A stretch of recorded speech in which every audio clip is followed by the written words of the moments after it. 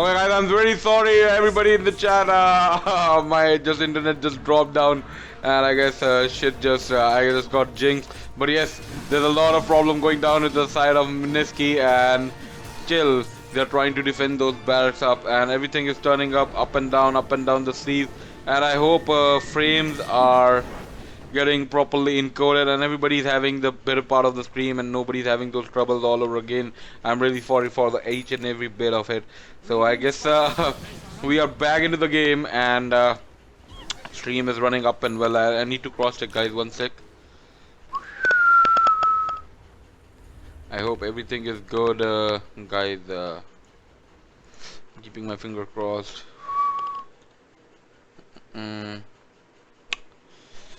I hope everything is going correctly, perfectly fine. Yes, we are back into the game, guys. Everybody, yo!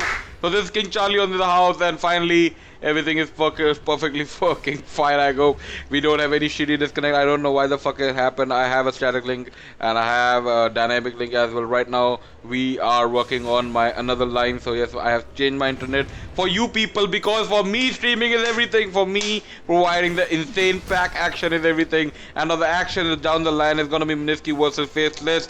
It's going down. It's the game number 1, and LD has his mic screwed up right now. So yes, it's gonna be, I'm covering up for him because you won't be able to listen to him whether you are tuning into the game, whether you are on to the stream right now. Whatever you're listening right now is happening live, right? So yes, everything is happening and happening for a reason. So yes, Lara trying to get things done, and another pound coming up, and a U-Scepter being done, and a Lizard Crush trying to connect. Canary Field, Static Storm, and Black is in a lot of trouble. And also the Witch Doctor Deathward was also being dropped on. Lot of things being committed just to get a kill on that Black, but nobody is able to get a shutdown onto him. Now that is really intriguing, that is really disturbing. Now you have to see how you're gonna process it, because still Alchemist, they are just being, what's happening right now from Mski, they are not able to farm up their jungle. They are not able to withstand they're not able to even take the couple of stacks. And now the gem is being taken down by Mski RR. So now he's trying to scout things out, trying to get the D-War, trying to secure his part of the jungle, trying to help his team get the better part of it. So slowly and steadily everything is trying to, just follow up. And I'm sorry for the drop, guys, and I know you guys were having a fun. Even I was having the fun casting, and it's fun to cast with you people and you people along in the chat. So yes, do spam that in the chat. It's KingCharlie in the house, guys. So yes, another dual breath being thrown down by Jakiro, and they're trying to push the last tier 3 barracks that is left onto the top side of Mski. And now it's a showtime.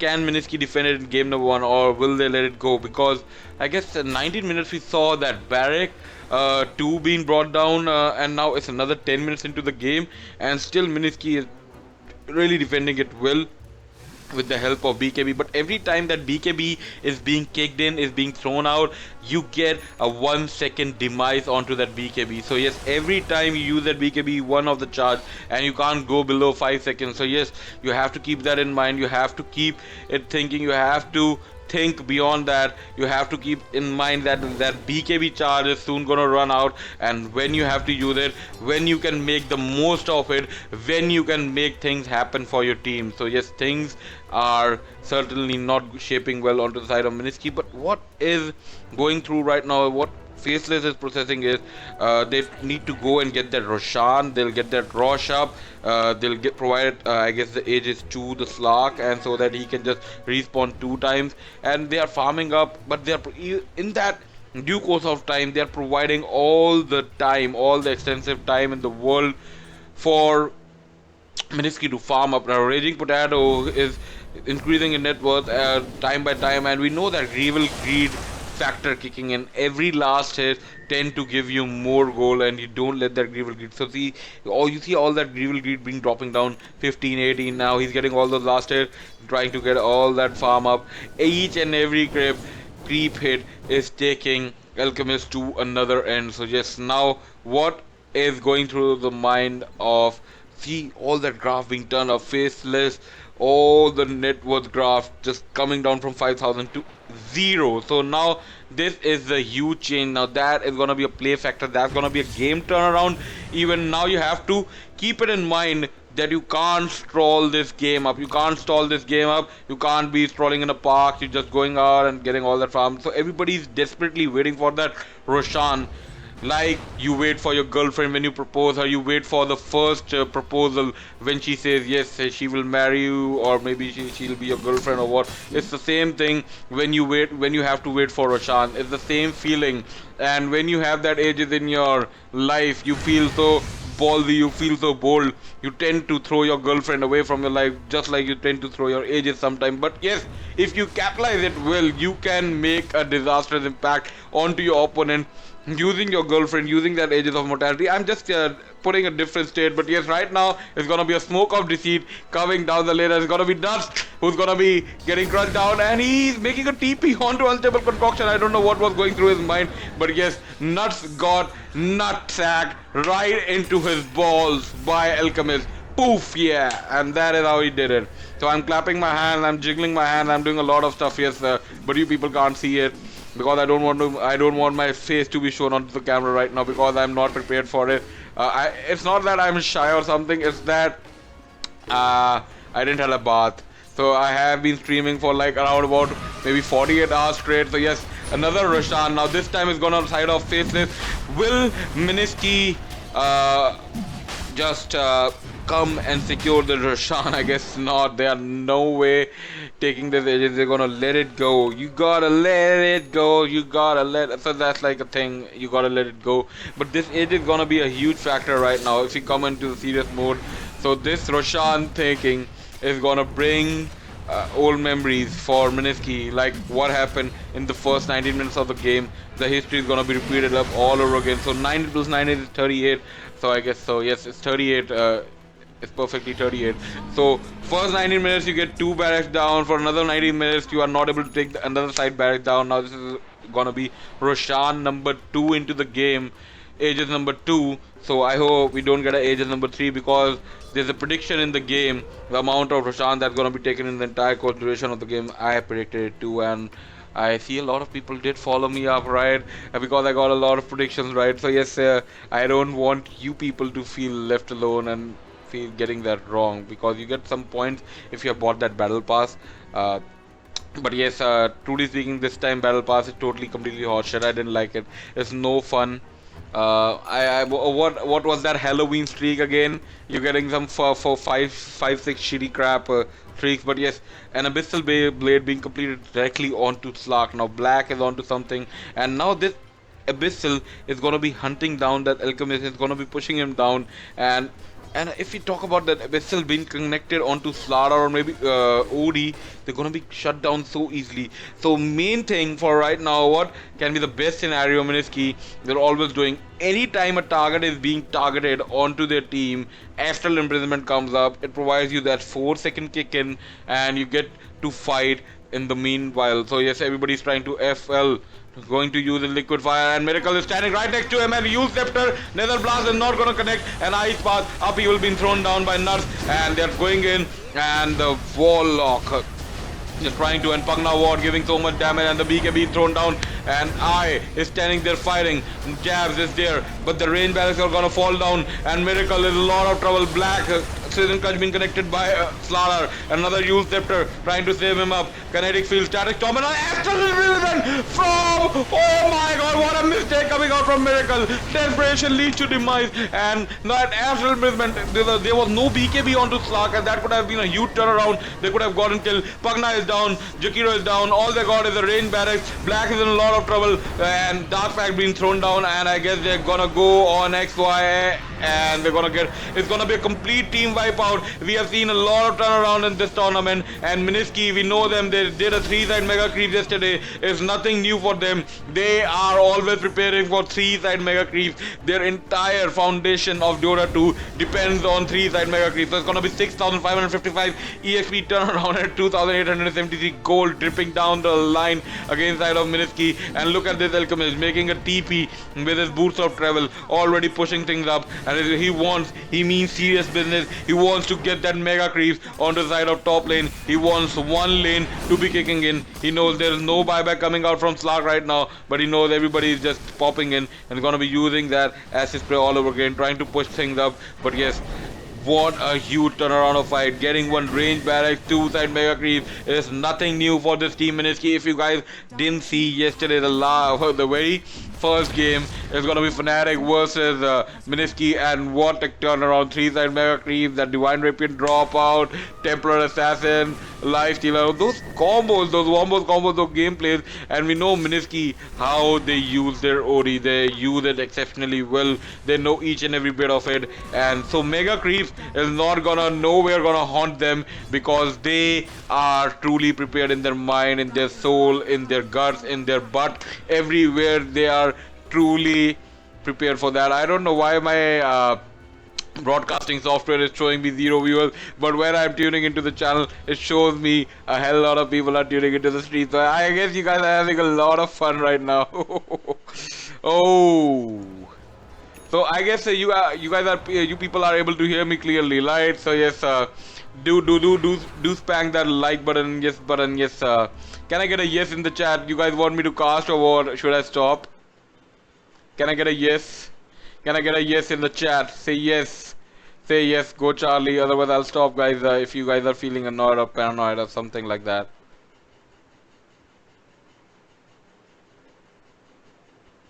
Can I get a yes? Woo! Oh, yes, yes, yes. Oh, yes, please. So, a lot of yeses. And I love you people. Happy Diwali to each and everybody. And I've been having a day of my life casting for you people. It's so pleasure. It's so fun right now. So, yes, nuts.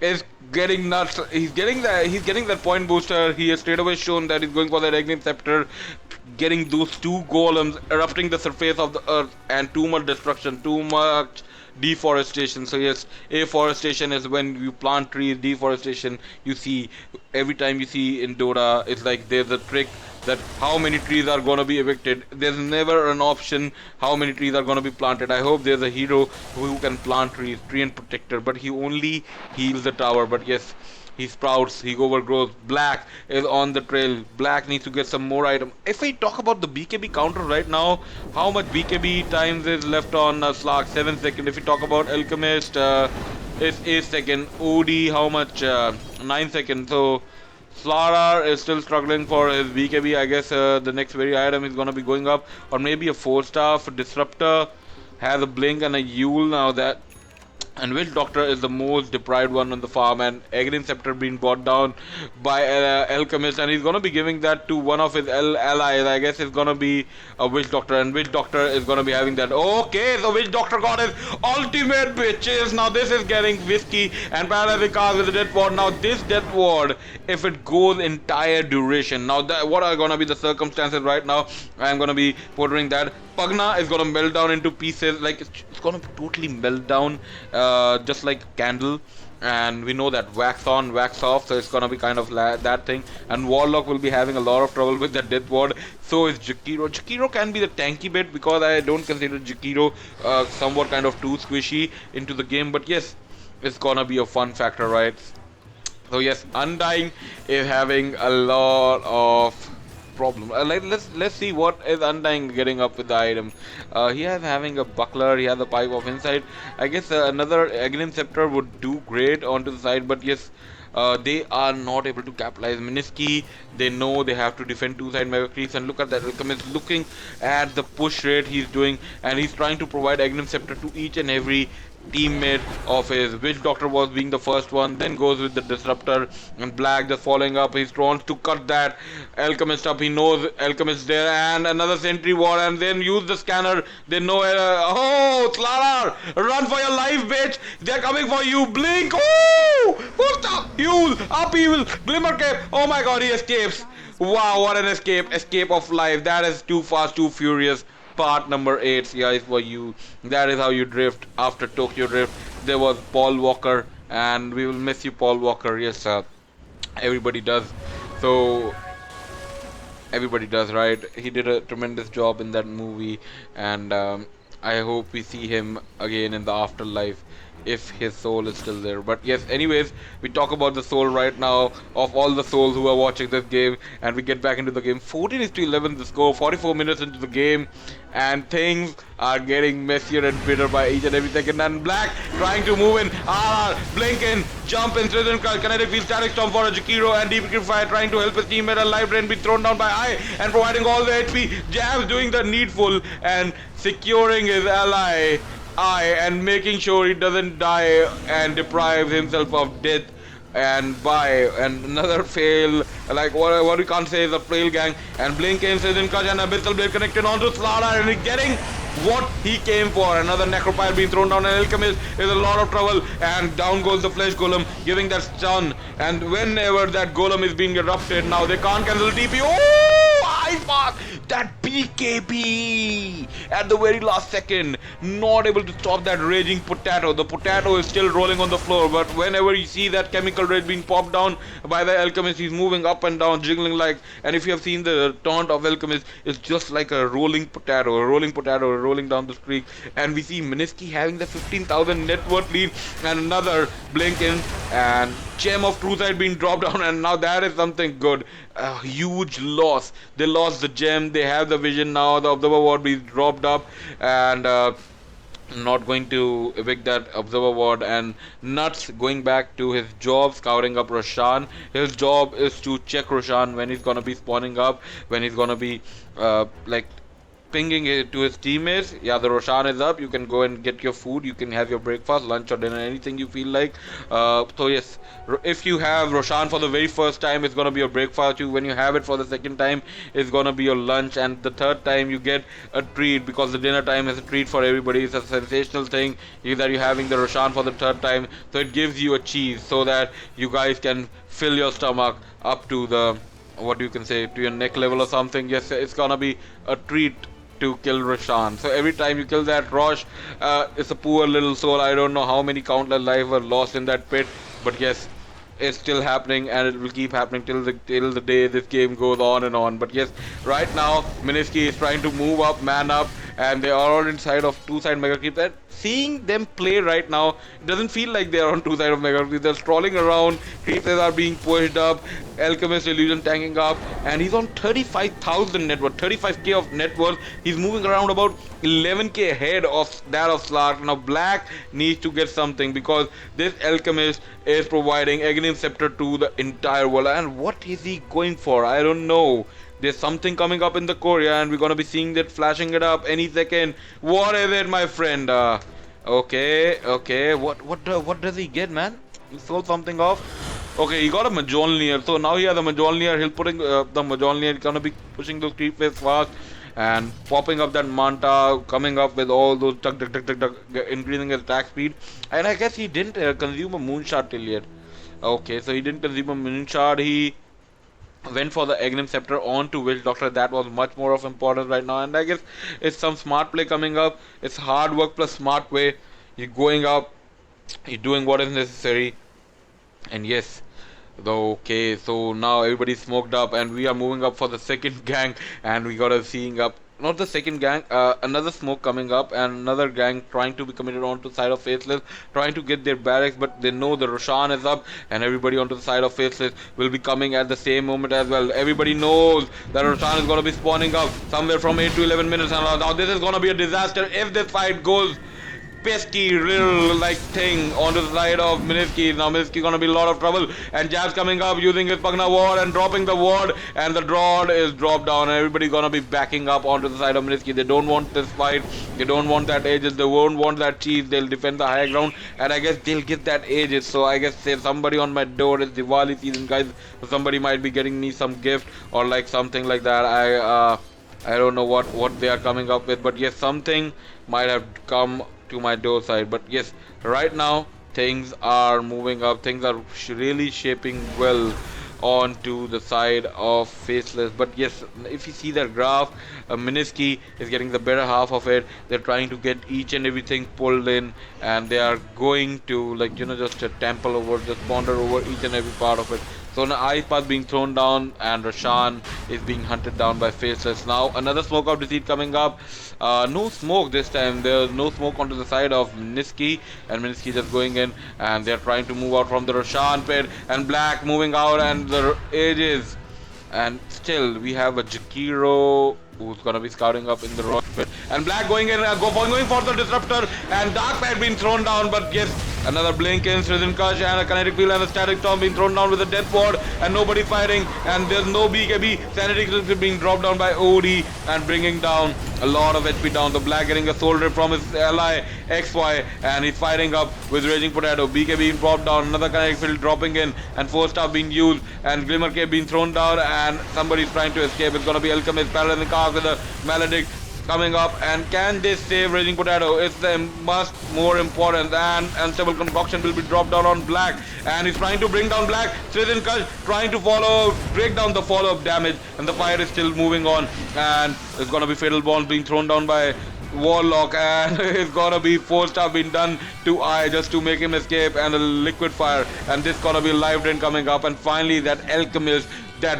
beast with the chemical ridge, is being shut down for another 89 seconds, and the buyback coming up. They know they can't give that Aegis, but they see that creep wave is pushing in. They have to shut down that creep wave, and now the Aegis is gonna be dropping down to the hands. Aegis is going to be given to Pugna, and a level 3 Necronomicon up onto Undying. Now that's gonna be a factor, huge coming up play factor, when you have that Archer, when you have that melee creep shutting down each and everything. So yes, if we talk about the net worth stats right now, it's quite alluring, and you know what is going through the mind of okay. So net worth is not the question right now. It's all about initiation, all about capitalization. Who's gonna capitalize? How 51 minutes into game, 19 minutes we saw 2-side mega creeps, almost 2-side mega creeps. So it was like only a range barrack standing, and now we are 51 minutes into the game, 30 minutes past that time mark, and things are still just moving up and down. So this graph of the game is just so messy right now. So is this game. Mski again defending those 2-side mega creeps, fighting at Roshan's side, seeing all that creep wave pushing in, and what a exceptional capitalization of the game, I must say. They have 2-side mega creeps, the creeps are pushing in, you have to defend. They're trying to keep creeps at bay, and they have the entire duration time to fight up, to man up, to do all the things that are necessary for the fight. And how do you process? So things are really, like, I must say Mski is doing an 10 on 10 right now, and Faceless, they were playing exceptionally well in the startup of the game in the first 17-15 minutes. I don't know what happened after like the 18-minute mark. They were not able to fight once that Alchemist got his Radiance. I guess that's being a huge factor. Can the Radiance be such a huge factor? Like, you're not able to push into the 2-side mega creeps. You can't push into the third side. See, even after having an Aegis of Immortality right now, they are not able to push in. They are still thinking whether we should be pushing it up or no. So that's a question. So yes. So that's the thing. So that's the thing. Now they are thinking of something. Now this is StarLadder coming up again. He's always like into a fast-paced action freak. He's not consuming any mana for the sprint, and that escape that he did in the bot lane, that was really fast and furious, man. And we have a dual breath throwing in, and this eye for an eye. This guy means serious business. He's throwing down that liquid fire all over again, ramping around, jumping around, puffing everything up, and we have a Pugna ward being thrown down, and again that damage coming in, and another blast, and the blast one more time. They keep on blasting things up, and the things are getting peskier every second. So yes, it's gonna be Jakiro and trying to push things up, and Hex being thrown down onto Jakiro. They are trying to move him up, but yes, another 4-star. So much initiation, so much capitalization, so much that 4-star. The will to save your teammates, and now this creep wave is pushing in. They have to defend. They lost their tier 3 tower, and there's gonna be a last side. I know Mski can defend it against mega creep, but yes, that's not gonna be a new thing for them. But yes, still They have to defend it. They have to capitalize it out. However you do it, however you follow it up, however you initiate it. But yes, things are trying to be, good at one side of the game, but they are trying to defend the barracks right now. So something needs to be understanding, something needs to be good, and something needs to be followed up. And Alchemy is just moving in, and a use after being thrown down, and and now we see a Pugna ward being dropped down, and another damage coming out on the side of Witch Doctor trying to escape, being forced off. And yes, a lot of damage being thrown down on an ice path with a follow it up. And how do you do it? Jabs having a lot of trouble using his BKB up, and Deathward coming up, giving damage to the entire team onto the side of FL. Finally trying to get that things up, and StarLadder is being pushed down, and StarLadder being hunted down, and kinetic field into static storm, but Black using his shadow dance and trying to escape things up, and he'll be escaping up, and it's gonna be Warlock, and again another fight reset.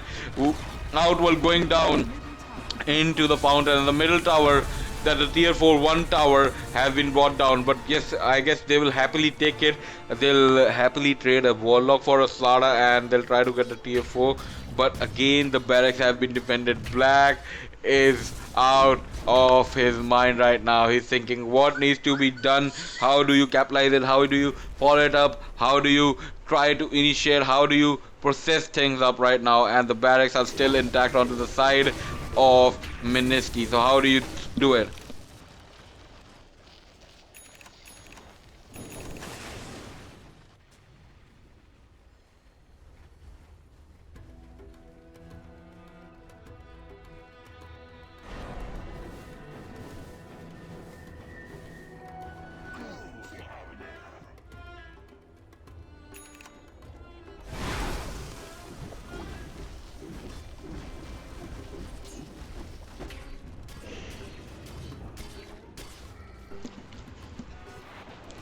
So what?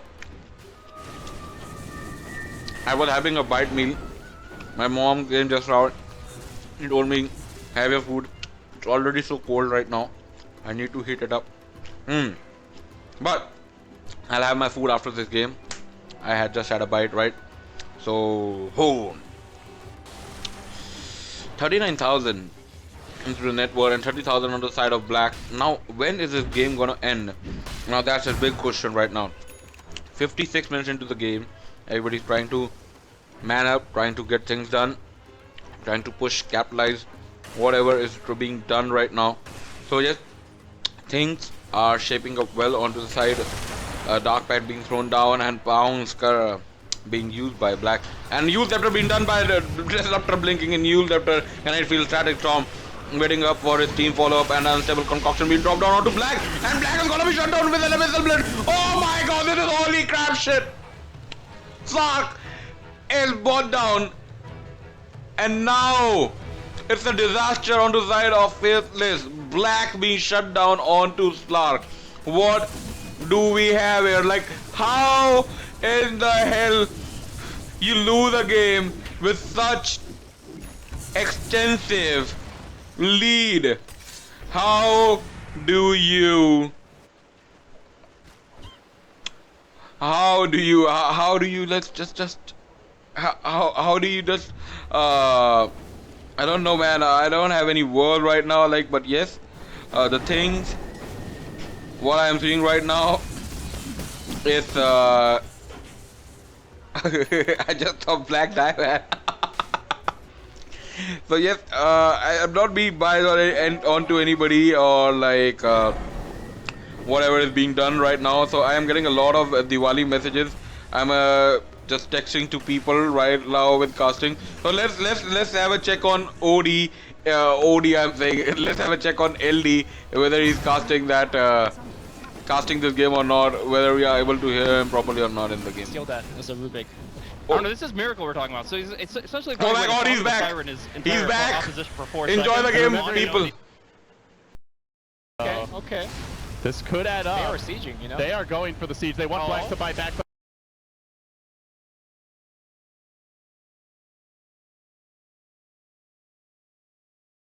It matters. Still 2 minutes away. As far as wards coming down in this offensive, usually when you get this map.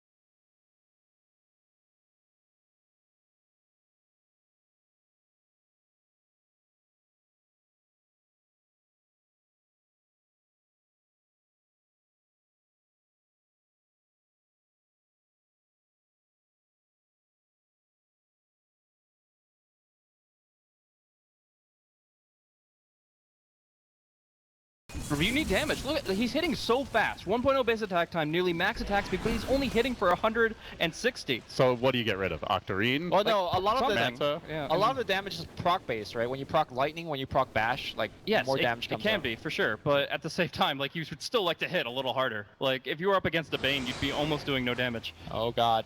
RR. Faceless, just confidently moving up the hill. It's XY in front. He is very tanky, and he's also got Black behind him. The TPs go out, and they show Jules top, who committed his static storm just to shove out the lane. What a The pushing Roshan We got to see is the theirs if they want it. the farming freezing fields of yesterday become the static storms of the I day. think static storm is a little bit more important than a freezing field.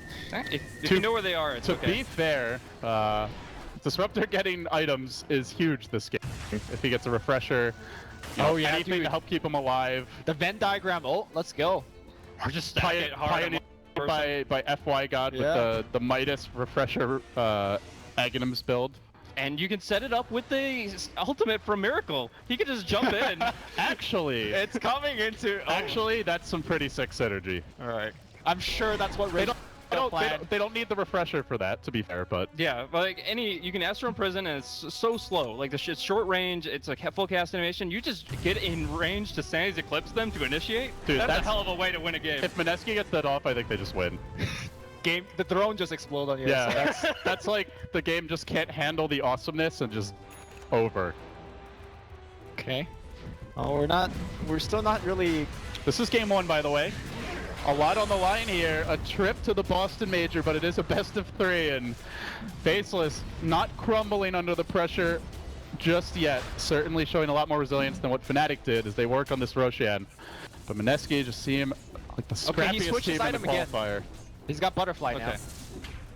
Hey, if you no want to get it, if you wanted to get into a war of items and just be like that one step ahead, I think Alex always gonna have the edge. Yeah, How many items can has he cycle. got in this He can game? actually just put 3 on the courier. But he sold his Manta, so now he does have to worry about the Decrepify in the fights. No way to dispel it other than Chemical Rage, which you're already going to have on you. So, yeah, that's going to be the big thing here. The Decrepify has a 6-second cooldown. And it lasts for 3.5 seconds. Yeah. Yeah, okay. Just making sure that Raging Potato understands that he's not going to be attacking anything. All right, I'll be sure to call him and let him know, Lumi. Okay. Right now, Facebook. Actually, Facebook is the better way to reach most Dota players in Is the Philippines. this going to be the Sprout of... Yeah, this is going to be the Arteezy Sprout. Like, except he gets a hope for 1 second or so, and he gets to Sprout I again. mean, they have Banish. Like, they're not totally helpless. Yeah, but like he wants to be hitting people. Like it's not that he's unable to survive. He's gonna sit there and live. But the problem just is banished he's the- just gonna sit there. Yeah, I guess. Pugna's got BKB, so he's not getting banished. Mm. Oh my god. This is gonna be tough. I mean, now there's MKB up on the Slark. Yeah, this Alchemist really is so hindered by his 6 item slots. Like of any hero, he is the most limited, and still no moon charts.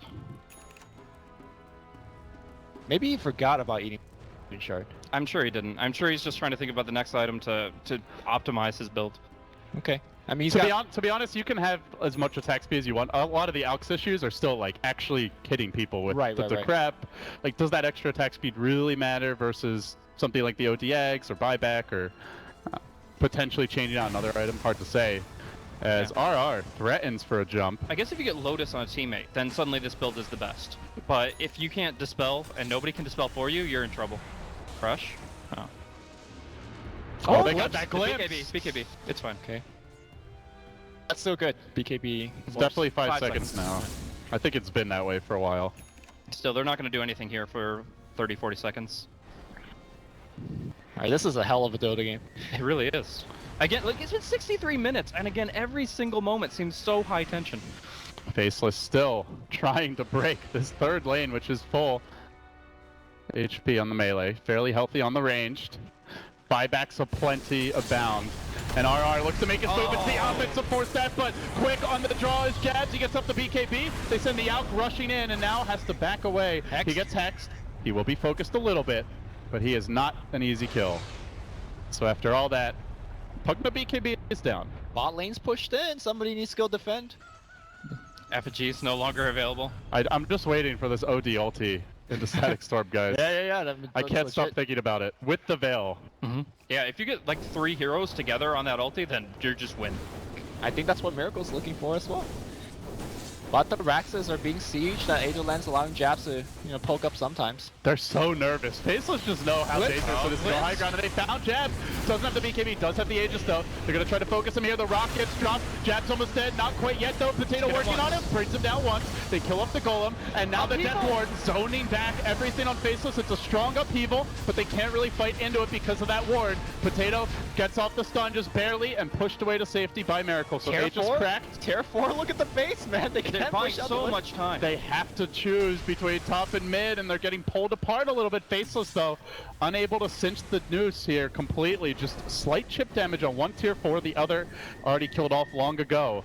If they ever try to pursue a winning fight, they're just going to get caught inside the Macropyre upheaval. And if they can't cancel that Warlock, then they're just screwed. They're losing their base and they're catching nobody. Well, Alex got 13k gold. More BKBs. I think it's Moonshards, guys. Yeah. That's, I mean, obviously the secret shop is now the limited resource. Maybe you Send the send it over to courier the on dire a one. little secret mission. Oh my god. It doesn't cost you, just to try. And it's, I mean, Faceless will slightly benefit from the gold, but these are ultimately small things compared to getting a good initiation off and having buyback, both of which still lacking for a few heroes here on the Radiant. Alright.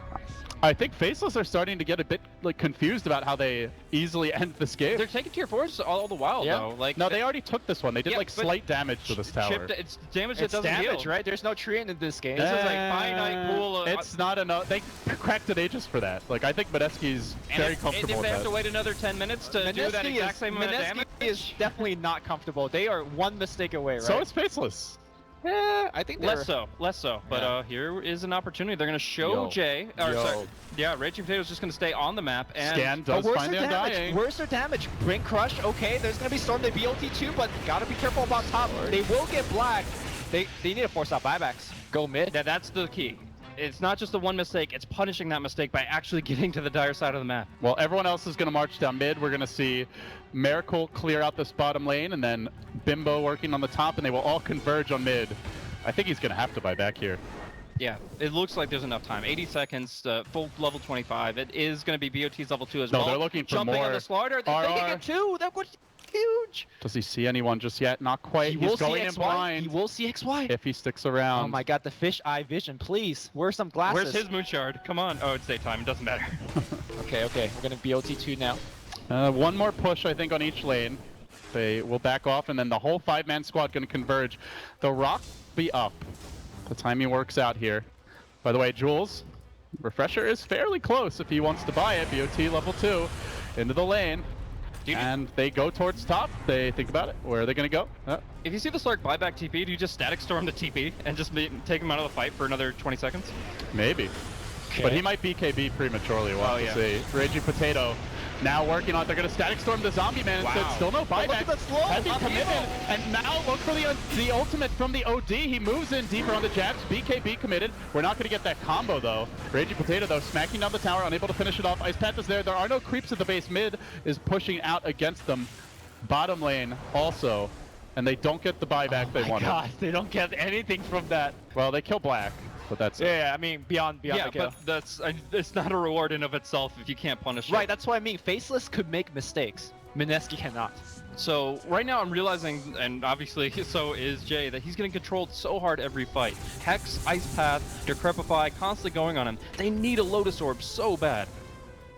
Or he could go back for Manta Ray. Yeah, you can buy one of the items he sold. I think depends how Disruptor, stubborn he Disruptor is. is going Refresher. I don't see Jules getting a Lotus. Maybe the StarLadder, he's getting up there. Raging Potato may go down here. He's caught up bottom lane, has no BKB. This is real bad for him. Really bad. He's He has out to fight his way out of far, here. Yeah. And He's dead. no Chemical Rage. Actually had it up, but doesn't really matter. And this will be punished. This will be a buyback force. That is actually a dieback. It's from a long time ago, but that's 2 minutes on the sideline I here. mean, he's gonna 7 slam minute the, waiting. He's gonna slam the buyback button. It's okay. Wait as long as possible, I guess. Yeah. Out these lanes, but they've Not got to if- be careful not to get caught. Wonder if they get cocky. If they group up for that combo, that would be amazing. The He ODs did eat a moon shards at some point, by the way. Yeah, Yep. yeah. But when they actually got outside their base for once, that was the first thing that he did. But For all the good it did him. I think you actually buy back now, so you could force out the waves on bottom or mid, so you don't have to worry about defending it. He buys heart now. Now what do you drop? Octarine? 'Cause There's the it's not- refresher. Okay. All right, Is huge. this is Jules. This is the Jules way. He sells Butterfly. He's not a support guy. Alright, sells Butterfly, gets heart. Okay. And then we're looking for the Venn diagram. It Let's is go. mostly magic damage at this point. Black has been largely controlled every fight.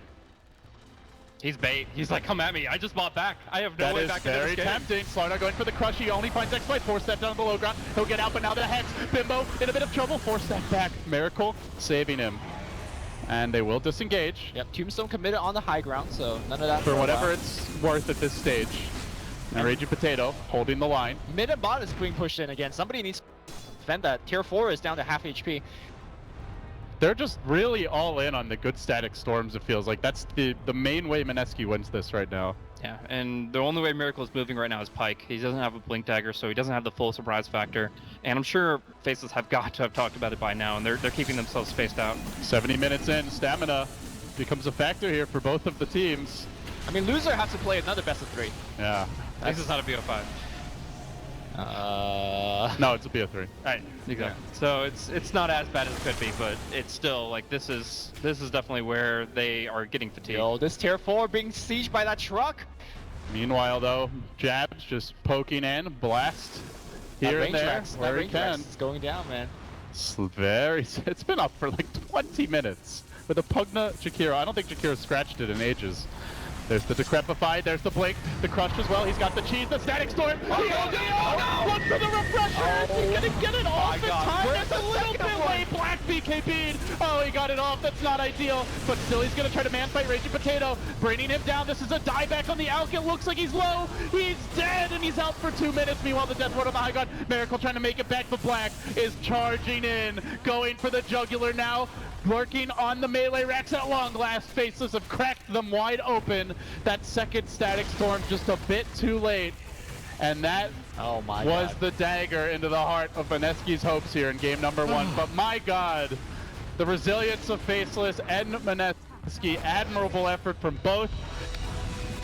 Do well here in the best of 3, at least so far. I mean, that could have been amazing. Like if the Static Storm comes out before the BKB comes out from Slurk, if they're able to double it up the way they want to, like that could have been completely the other direction. But unfortunately, Disruptor just wasn't there the way he needed to be, and of course, Alchemist was already on his buyback. So check becomes checkmate, and Faceless take the first game of this best of 3.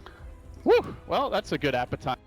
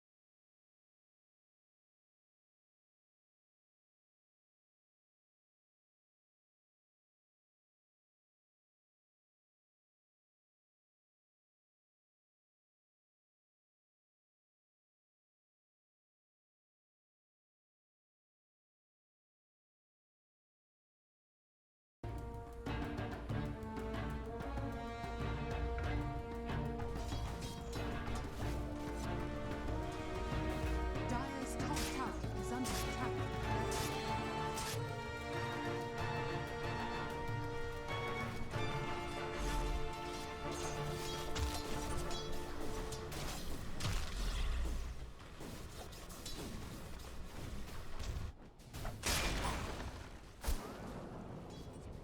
Dire's top tower is under attack.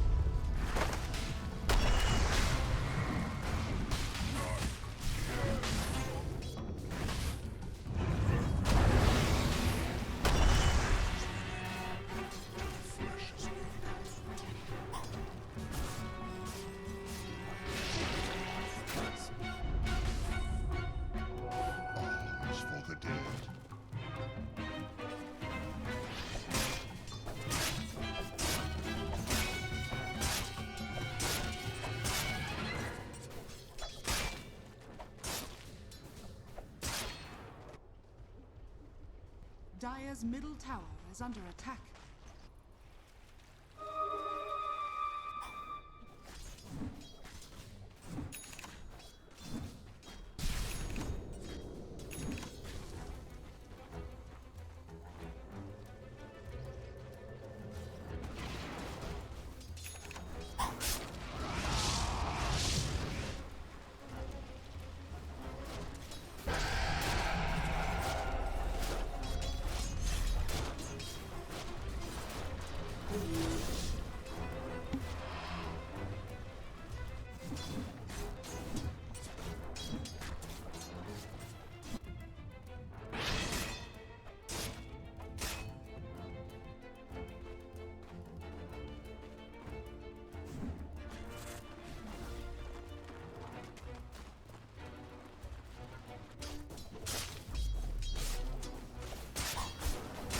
Dire's bottom tower is under attack.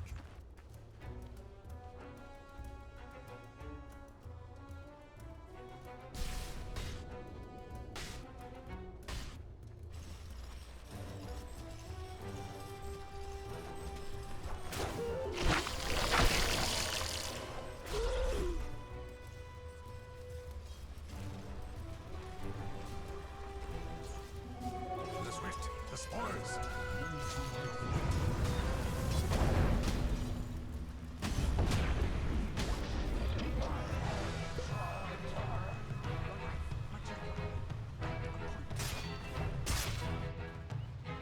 Dire's top tower is under attack.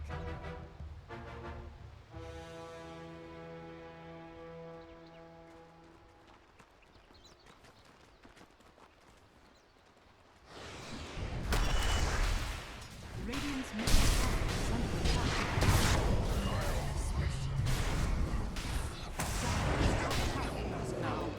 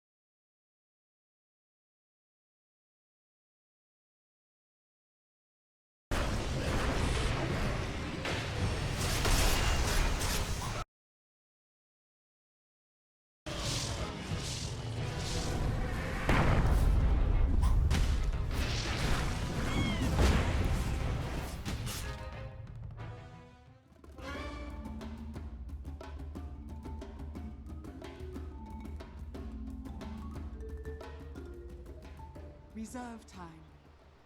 Dire team pick. But still, LGD Gaming, they've put themselves in a position maybe they didn't need to. You could argue LGD, they have to play EHome.K now, which is the thing. They could have chose to play EHome.K earlier. They're now. EHome.K coming off of a rough loss against LGD Forever Young. The first game, about 20 minutes, the game was over at 15. The LGD Forever Young got out. I would say the lane was probably in favor of EHome.K, but somehow LGD Forever Young made it work.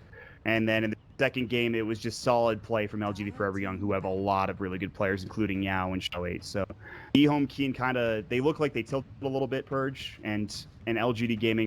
Let's see if they can capitalize on maybe some mental mistakes here from EHome.K. Yeah, it's really hard to recover from that, depending on the players. But their draft so far seems pretty open. Should give them some really good lane pressure.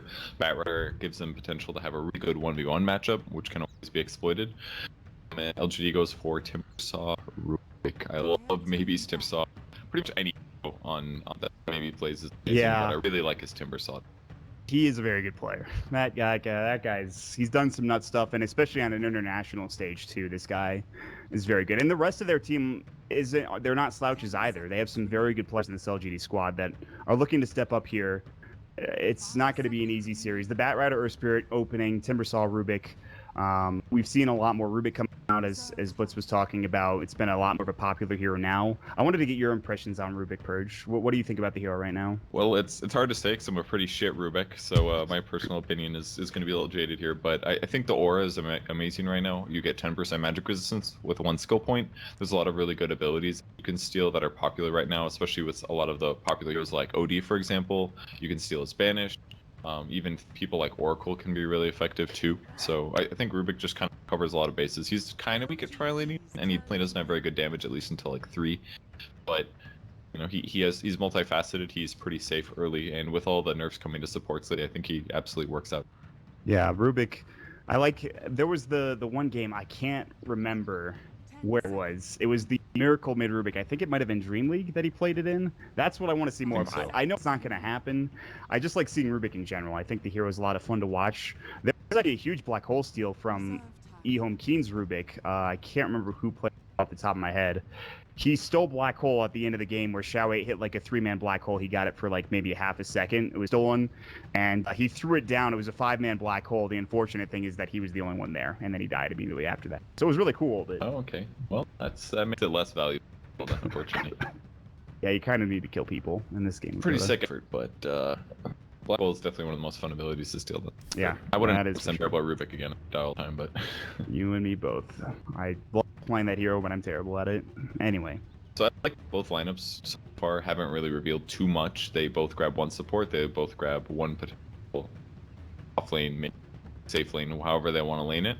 And now they get to lay the groundwork of how they do want to run this draft. There's actually a pool, which is a little surprising. Could just be a Chinese thing. Maybe less popular in this region, but I feel like if it was in Europe, it'd be most likely. And good opening here to change the draft up. Slark versus Batrider gives them potentially very strong laning against Bat, especially with Rubik on top of that. That's 2 position-based heroes, or type movement-based skills, basically. If they land a pounce on Batrider, it should they guarantee to be able to kill him. And even at all stages of the game, really, if Slark ever chooses to go on Batrider, landing a pounce changes so will allow them to kill him with a little bit more damage from somebody like Timbersaw. So I kind of like the Slark opener. It's pretty good against Earth Spirit as well, assuming that you do get Dark Pact off at the right time. But yeah, I like it. It's pretty strong. Tri-lane. Dark Pact is going to be the key here for Slark, obviously, like you talked about. And the Disruptor will come out and will make his life a little bit more difficult on the Slark. But and against Timbersaw as well, definitely a big danger. Especially faster that Disruptor gets 6, the more effective their game can be. And it's something that I feel like a lot of teams have been sacrificing a lot is levels on their supports. They don't focus nearly as much on pulling as they used to, and they just kind of catch up by roaming and eventually just a couple gangster fights. But I feel like the faster it's coming out on Disruptor can change so much in this game and many others, especially against heroes like Slark. Just dropping an ulti and having Earth Spirit there as well to land up a rolling boulder after the glimpse, even if he's ultied, that kind of stuff guarantees kills. And some of those early kills on important heroes like Slark can change the whole pace of the game. It makes Slark, it definitely makes both Slark and the Timbersaw's lives a lot harder. So they'll have to be a bit more cautious with the Disruptor around, especially against Static Storm and Glimpse, as you talked about already. Disruptor Earth Spirit dual support, big fan of for EHome.K and the Batrider. They have a lot of positioning-based abilities. Now they just need their carry and their mid laner as well. Yeah, it's basically like if a fight starts, there's no way that Bean isn't going to be able to capitalize on it, or at least force LGD to play it in a weird way. And it's like Slark has Shadow Blades and his ultimate, and Timbersaw can maybe Timber Chain and stuff, but the amount of mobility that Bean has as soon as they get like a blink tag on Batrider is pretty incredible. So for that reason,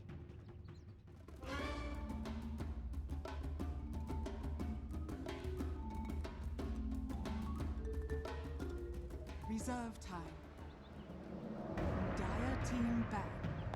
Yeah, I mean, to an extent, the Bat definitely creates a lot of potential. The one match that Faceless did lose in the past month was having RR on that Batrider, so maybe a thorn in their side that they had to give away. But all the same, this Nixus asset, I really do feel like could be the most prevalent hero in the game. I mean, Jabs and Isis Ice are fully capable of playing it, and they are very deadly with it. It's going to generate a lot of tempo, which so far seems to be what this matchup is entirely about.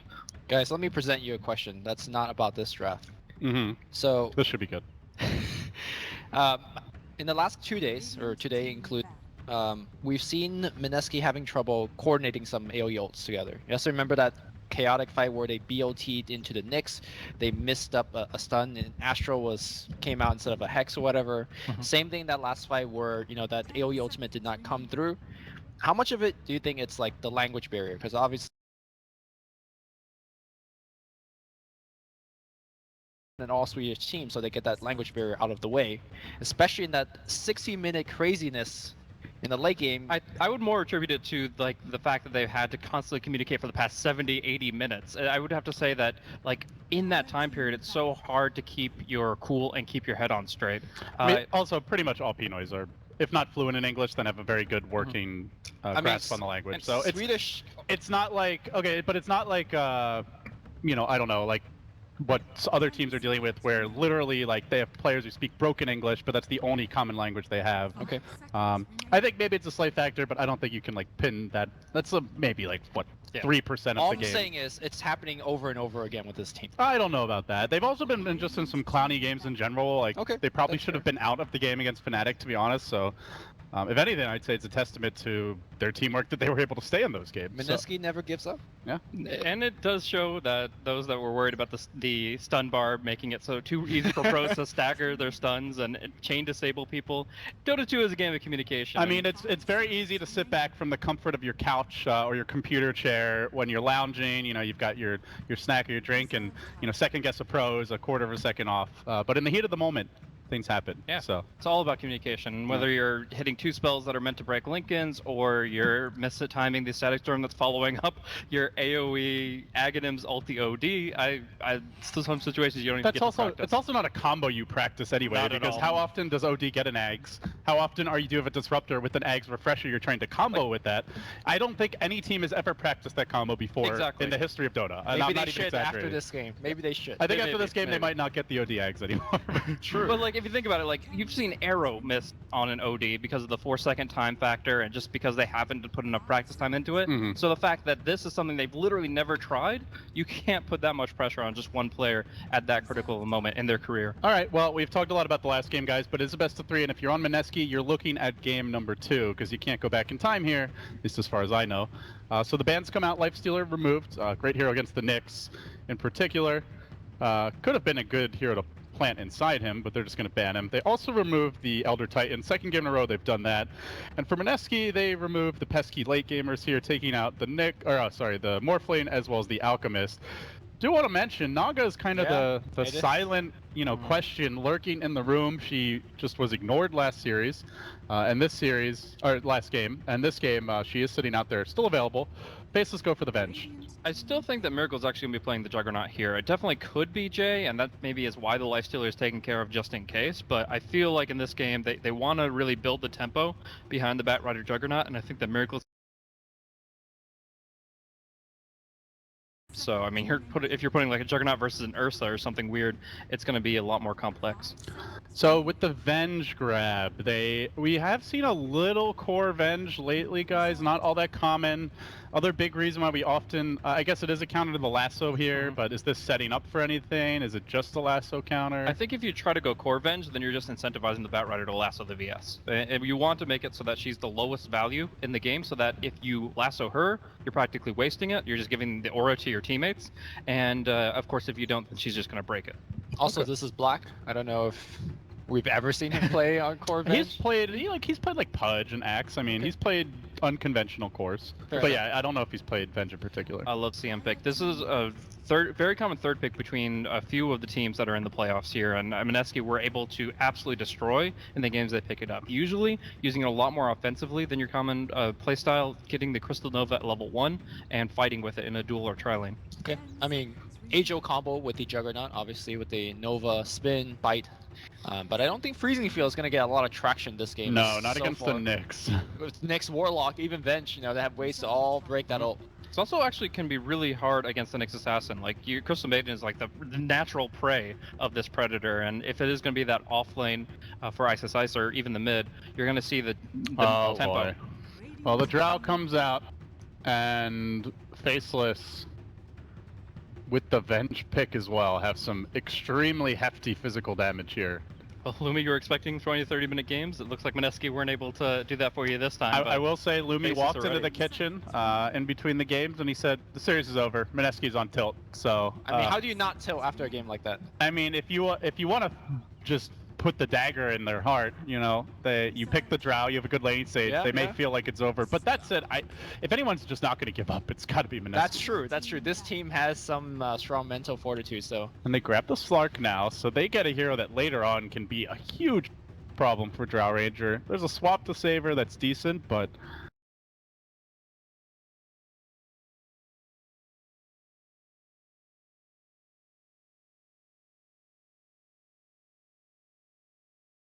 even mean, either or, Jug the is Jug, quite the good. spin, yeah. The spin. So I think the Knicks may struggle here. Actually, we'll see the Omni ban. That would enable like a repel freezing field, which would make it so that you have to spend chaotic offering or swap to break the ulti, CM ulti, which is something you really don't want to do. Well, Mski banning out probably the hardest to deal with ranged carry that can synergize with that Drow yet remaining. They will remove the Storm Spirit. I mean, Pugna is still in the pool. We could go for that route as well. And we could have Puck if you want a little bit more. I don't control. like Pugna very much against Slark though. 10 seconds remaining. Slark is gonna have a really good game no matter what, though. In this position. Right now, yeah, it feels Yeah. like just an amazing But- Slark game in general. And What does Mski Aside take? from Faceless pushing hard, which is where the Pugna could come into play. Reserve time. I feel like this is you definitely need a very beefy frontliner. Okay, that is not Alright, not it. They're going different tack. They're saying if we can just get any kills generated in the map, even if it's just a lasso kill, then we're going to be getting a lot for it. This is some ballsy pick. They are 5-manning push, and you want to pick Bounty, a hero that does nothing against that? I mean, if you can It's- pressure the Drow properly, then it might still work. I mean, Well, we know Faceless normally just emphasize those strong lanes. Is it Black who plays the Drow? yes. Okay. Reserve time. So, So then we're looking for a Jabs hero for mid. Invoker, but that's kind of weak against the Bounty Roam, especially with a Jug mid likely coming. I think they want a hero that can come online a little bit quicker. Medusa. okay. This is some Fnatic stuff.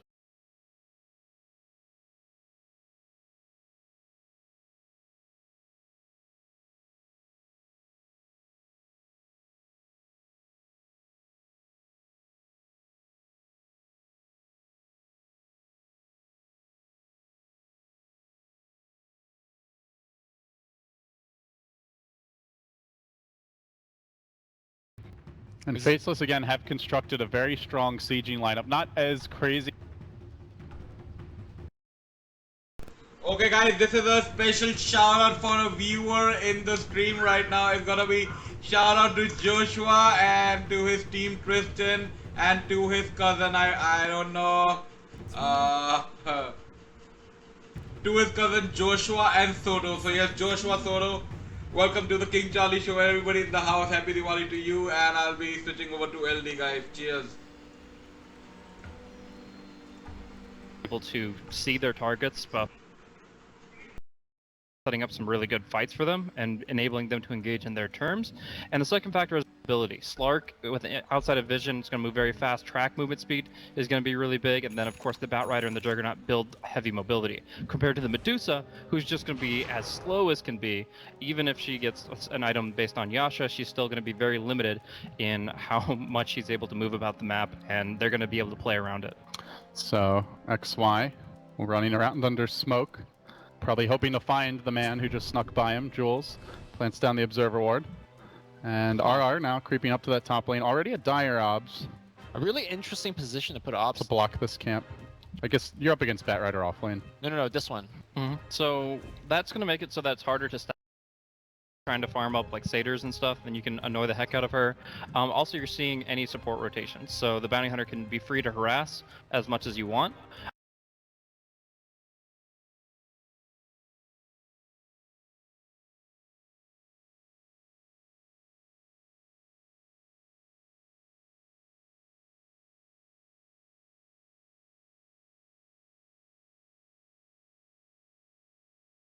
Ninja Boogie a bit, like by all the words. And the core.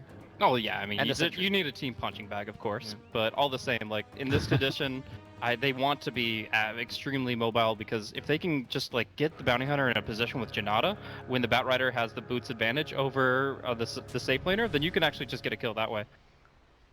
Oh, nice placement there by Jules. From the high ground, he drops down the op, so they'll have a great idea of where Ice is over the course of this laning stage. And now he's going to creep towards mid. He looks for the courier snipe. Oh, it's coming out. It is coming out, but is there a ferry? That's the question.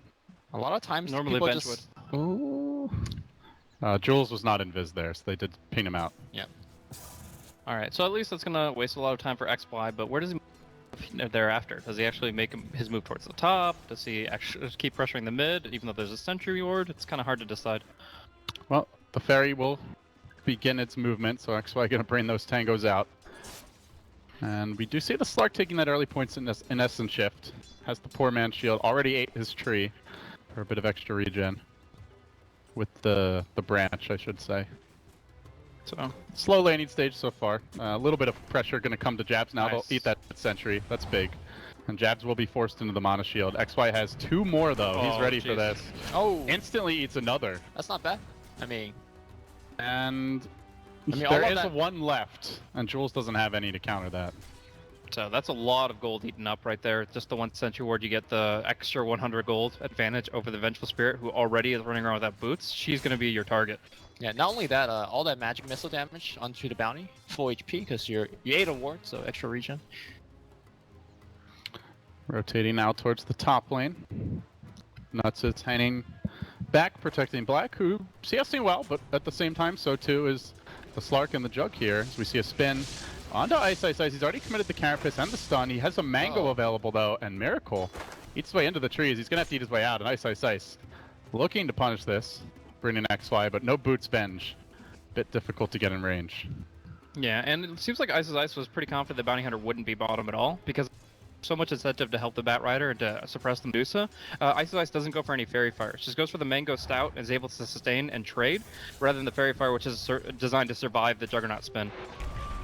Oh, this is nice for Raging Potato, getting all those Essence Shift Oh stacks. god, look at the damage. 18, he kill him. might actually get a solo kill. It's going to be 2 more auto attacks. Fairy Fire makes it 3. And the Medusa will skate away, but that is a lot more damage than what you would normally expect to get versus a ranged hero. And he doesn't have like the Bassi yet, so he's not like gaining a lot of Oh, intelligence. that courier is coming This back is out. the perfect time for a snipe. Remember last and it's game, an Jules invis got rune. first blood in this exact situation, right? He backstabbed with a invis rune on And it's Disruptor. the bottle, and it's just waltzing out mid into his waiting arms. Don't go, Jules. No, he's got to go back to the tier 2 in this case. But he can punish Jules for this and get a lot of auto attacks off. No Yeah. Orb of Venom. I don't think it's gonna work. Like he just walks away. Showing your position doesn't give you anything extra here. And Oh. instead he just gets a timeout. He's too busy watching the Naga. It's like, oh, invis. So yeah, bottle's gonna be great. Bassi would be great. When you have all these Essence Shift stacks stealing away your intelligence, the best thing you can do is generate the mana through a static mana regen aspect, like one of those 2 items. Yep.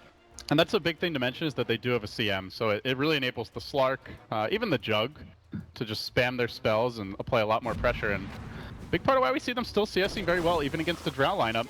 They're going to make their move on Ice. This might be a kill. Jules did grab the Uv, but Ice also does have his boots and the Windlace, so he's able to outrun the bounty. Yeah, and very make good it back to impel. safety. If he didn't get impelled there, that was a guaranteed kill. So let's see that. Lane though, looks like Raging Potato actually is lovely. I at think the just go top. on XY? He's in Yeah, the middle he's so of dumb. nowhere. Okay. I have no idea what he was doing in that kind of movement. He has to stay way behind the Nyx and only play like the bodyguard. They'll take it. First blood to Mski in a must-win game to stay here alive in the winner's bracket with the easiest shot at a trip to the Boston Major.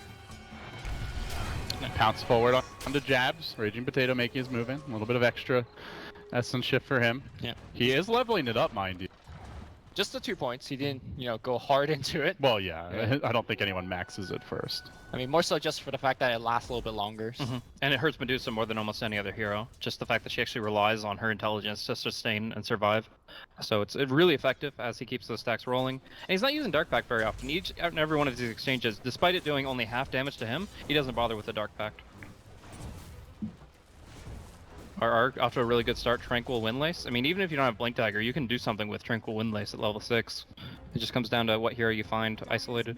Finally, Jules deciding to give a little love to the faceless top lane. No, he's here to steal experience. I do want to point out that also Arcane R is really good for Bounty Hunter, who normally has a lot of mana issues with the Windwalk. Yeah, between that and the bottle that Slark has, these two heroes can just spam spells like crazy.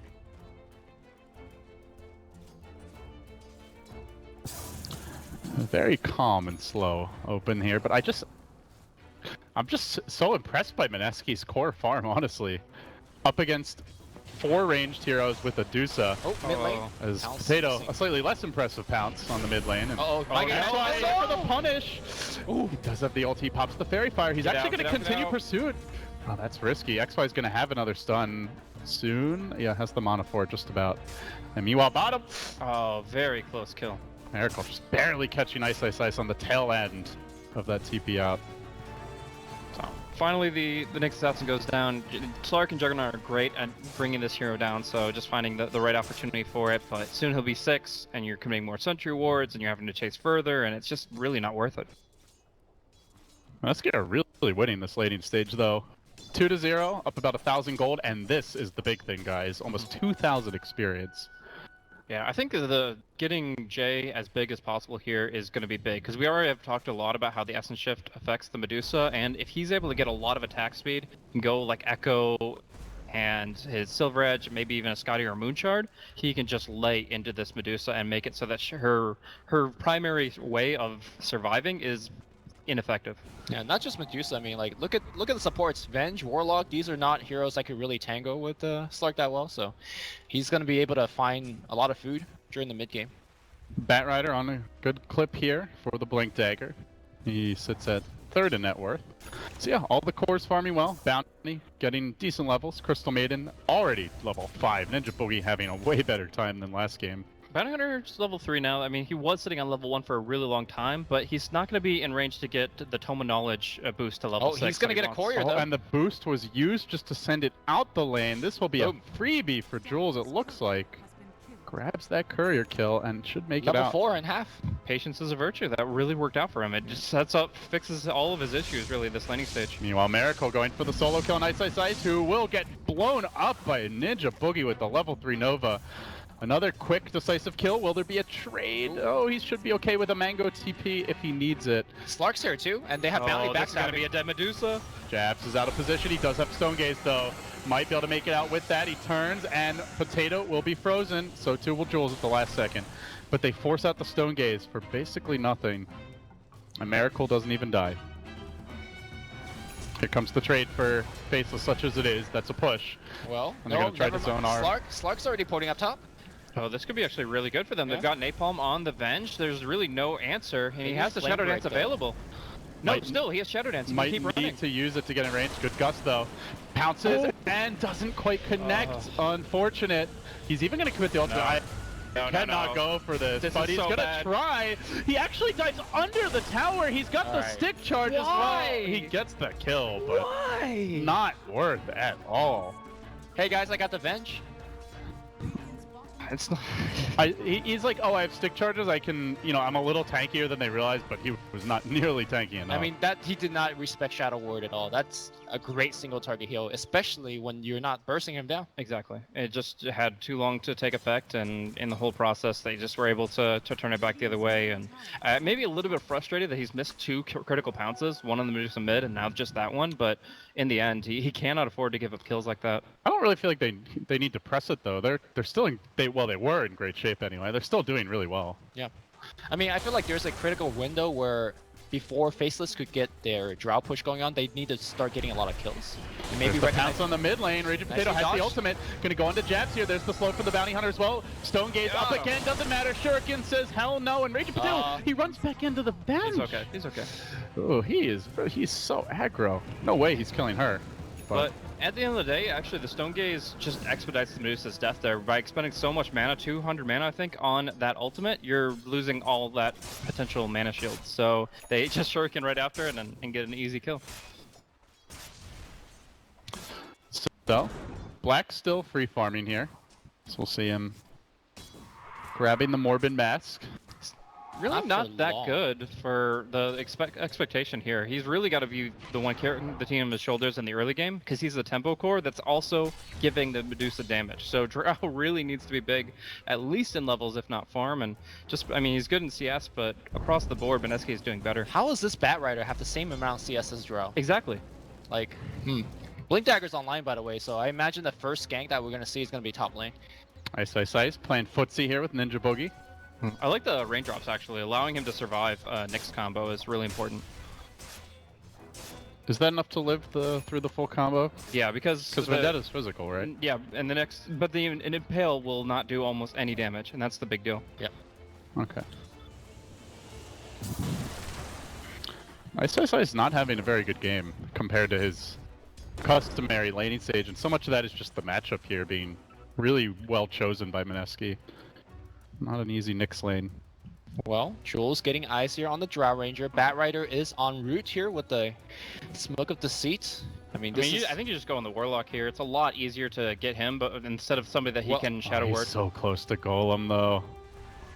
I mean, the big kill is the Drow, and I think you go for him still. Well, meanwhile, in the river, this could be a big one as well. Ice dragged up onto the high ground. XY going down to the Crystal Maiden ultimate. The stun just barely clipping Ninja Boogie, which now gets Nuts in range to get that Shadow Word kill, but it comes at his cost of his own life, and he dies first, so he doesn't even get the experience. Mid lane. Meanwhile, Raging Potato moving on to Jabs, who does have a regen rune as well as a magic wand. They're going to try to force him to use that Stone Gaze again. And he might have to. No, only level 2 pounce, still not ready. Blink out from RR. And Mski just quickly maneuvering to try and close this gap behind Jabs and make a move on him. And Miracle just, I'll take the tower while you're busy doing that. And he's going to rotate mid. It's going to take all 4 of them because he did just regenerate up to full mana and full HP. Man, if Jules had a slightly better laning stage and was able to get a track at that 10-minute mark with the tome, then you would have had 3 track kills there. Instead they have 0, only now getting track online, and it's kind of a what could have been, but I don't think they're complaining about 3 kills. Guys, I have to ask. Over under on a Miracle, Radiance, Octarine, Juggernaut? No. What is on the courier right here? That's What's up? Yeah, No, he's gonna go Yasha Battle Fury or Diffusal Blade. Probably Diffusal Blade. I think Diffusal's too good against the Dusa, but you know, this is Miracle we're talking about. So. No, he needs something like a Blink as well. Ooh. Ninja Brig is dewarding, so he should see Ice, but haste it up. He misses the rare impale. He gets actually how you bitten doing? up, but he should be fine with the haste. Yeah, he's got raindrops anyway, so it actually isn't really generating any traction here. And this is big because the Nyx Assassin should be a very fearsome hero on the map. Whew. Stun misses again. Raging Potato jumping away. Already spent his gold anyway. Yeah, but this threat is just being neutralized by good vision, good reactions, and just tanky enough heroes. Well, this is not exactly uncommon where a team outplays Faceless in the first 15 minutes of the game, but what it comes down to for Faceless is always, can the other team close out the game? They're jumping forward, looking for the pick on Black, and he is tracked up. Lasso comes through. Good dodge there on the Gust. That's right. And an easy kill, but do they make it out? That's the real question. Dust, connection onto Jules, and it looks like RR probably just needs to let him go. And he will. Oh, he's going in? But Raging Potato straight into the fight, and now back out. Miracle even joining this one. Man, they're committing. They are going into the Golem. They've got to be careful not to group up too much. They don't have mana for the Juggle. He goes down. Miracle baited in. Bimbo's aggression. He had mana for the ulti, and then it got taken away by the Serpent. The Medusa Snake was able to steal it away. They've got 2 forms of mana burn, but only 1 right now. And that was what denied the Omni Slash. And of course with the Golem to take out his last swap into a stun. Beautiful combination here from Faceless. They already lead 1-0, now looking to turn this game back on its head. They stun Jules. This is getting a little bit out of hand. They have to stem the tide here. Raging Potato trying to drive them back, and Jules nearly dead. He turns around for a slightly greedy track there. Do they continue pursuit? Jules is coming back. You gotta be careful. Shuriken Toss not bouncing, not getting that range. By the way, Black had to buy back during that fight when he saw Juggernaut charging in, so it wasn't all bad for Mski, but still, that's a lot of the big advantage they're giving up. Yeah, and all things considered, this is a pretty slow tier 1 tower kill on the top lane for Faceless. Raging? Sees Black? Oh, if he kills him here. No way with the Dusa here. He's just keeping them on their toes. Like, because he knows that they have no really good controlling spells, all he has to do is just make sure he has Dark Pact every time he goes in, and he's going to keep playing like this. He's even pitting out a hero. He jumps onto Nuts. He wants to finish him off. Stone Gaze was available, though. I don't think he gets to kill a Nuts in time. In fact, the Drow might kill him with the silence. He's going to end up going down. The Bounty Hunter also falling again. Mski hemorrhaging freebies and completely throwing away this lead. And that was just a misplay, miscommunication. They could have tracked the Warlock, and the toss would have killed the Warlock. But instead, Bounty went on Dusa, and I believe Slark went on Warlock. They don't get either. They lose 2. And great. And the whole idea about them not having a good controlling spell goes out the window when you let yourself get petrified like that. Like, he thought he had enough damage for the kill, definitely did not, and the end result is very poor for him. Drow Ranger's actually got a good enough level of Gust now to really counteract him, and he just always has to be worried about it. Like, if he has night vision, he has really good night vision, but if she's lurking around a tree or something that he just cannot see coming, then it's going to be very problematic. XY, just gonna hang back here mid. It's been a little quiet from RR since that earlier skirmish, but now he's on the move again. He's got a 4-staff. How is this guy so rich? He is very farmed, maybe a little track hold, but mostly just a great off lane. Not feeding like his teammates. Track will find. No, that's a dead Warlock, I think. I don't know. He didn't have sight at the time, though. They do have a ward in the neighborhood, and he's gonna go in. He's going Lasso deep onto the Nyx assassin, who they really want to focus, but he gets off the carapace again. The stun as well. They gotta kill him off. He swaps away. Word. Good job at Raging Potato to at least remove that silence, but not enough. The Omni Slash bouncing. Can he finish off? Not so. It looks like he will be able to. They also got ice. Now the Stone Gaze, the TP out just makes it barely in time. Jules, a fresh track, potentially an additional kill, working on XY, but they heal. The Urn Keeps him alive. Urn not gonna be enough. Brain him down. They did buff the damage over time. Another Nova. He gets another off a secondary Urn. They might get the kill with that. RR, he wants that track gold. He wants it bad. He's gonna get it, but at what? Oh, might be his own life. He trades away. Why are they fighting like Mski this? forcing Because these they love kills. track gold, man. What else? This is just monetary I mean, games. even with Shrag, I feel like Mski don't need to fight this balls deep in their jungle between like 3 towers. It's only Medusa profiting in the long term because the What, sword keeps did you hear yourself? It's only a Medusa profiting. No, I'm not. I'm arguing. First, I started off as a devil's advocate, but in the end, Medusa is the one getting the value. Yeah. Like, the Slurk keeps dying, the Medusa keeps living and getting killed. So what you're saying is Mski is He going was too being deep. sarcastic, Luby. Yeah, Okay. he's agreed with you. They're getting baited in by the track gold. Lumi has no chill, guys. I'm getting baited in by Blaze, Essies. Truth. Yeah. It's a trap, but not for Mski, actually for Lumi. So I think we can all agree Mski needs to cool their jets a little bit here. They do have, and to me the big thing is if they're gonna go, they should go with 4 or 5, not just like 1, 2 heroes trying to go for these cute pickoffs that far in faceless territory with all the towers up. There will be a response, and frankly, they're lucky the Warlock ult wasn't there, which, speaking of, has a Midas coming very soon. That is definitely the build. I think Ice is Ice, if he can get one as well, would be really good. Yeah, he's going for it too. So they're going double Midas with a Dusa Drow Warlock. You've got the Venge to buff up their damage. Don't sleep on Faceless's late game. Yeah, because you know that Mski with a Batrider and a Slark are going to have map control. They're going to have better vision, and they're going to be able to take more resources off the map. But if you have 2 Midases to really pinch pennies and get more value out of the time factor, you're still going to be on par with them. Manta now complete for Miracle. Probably that Diffusal Blade coming next.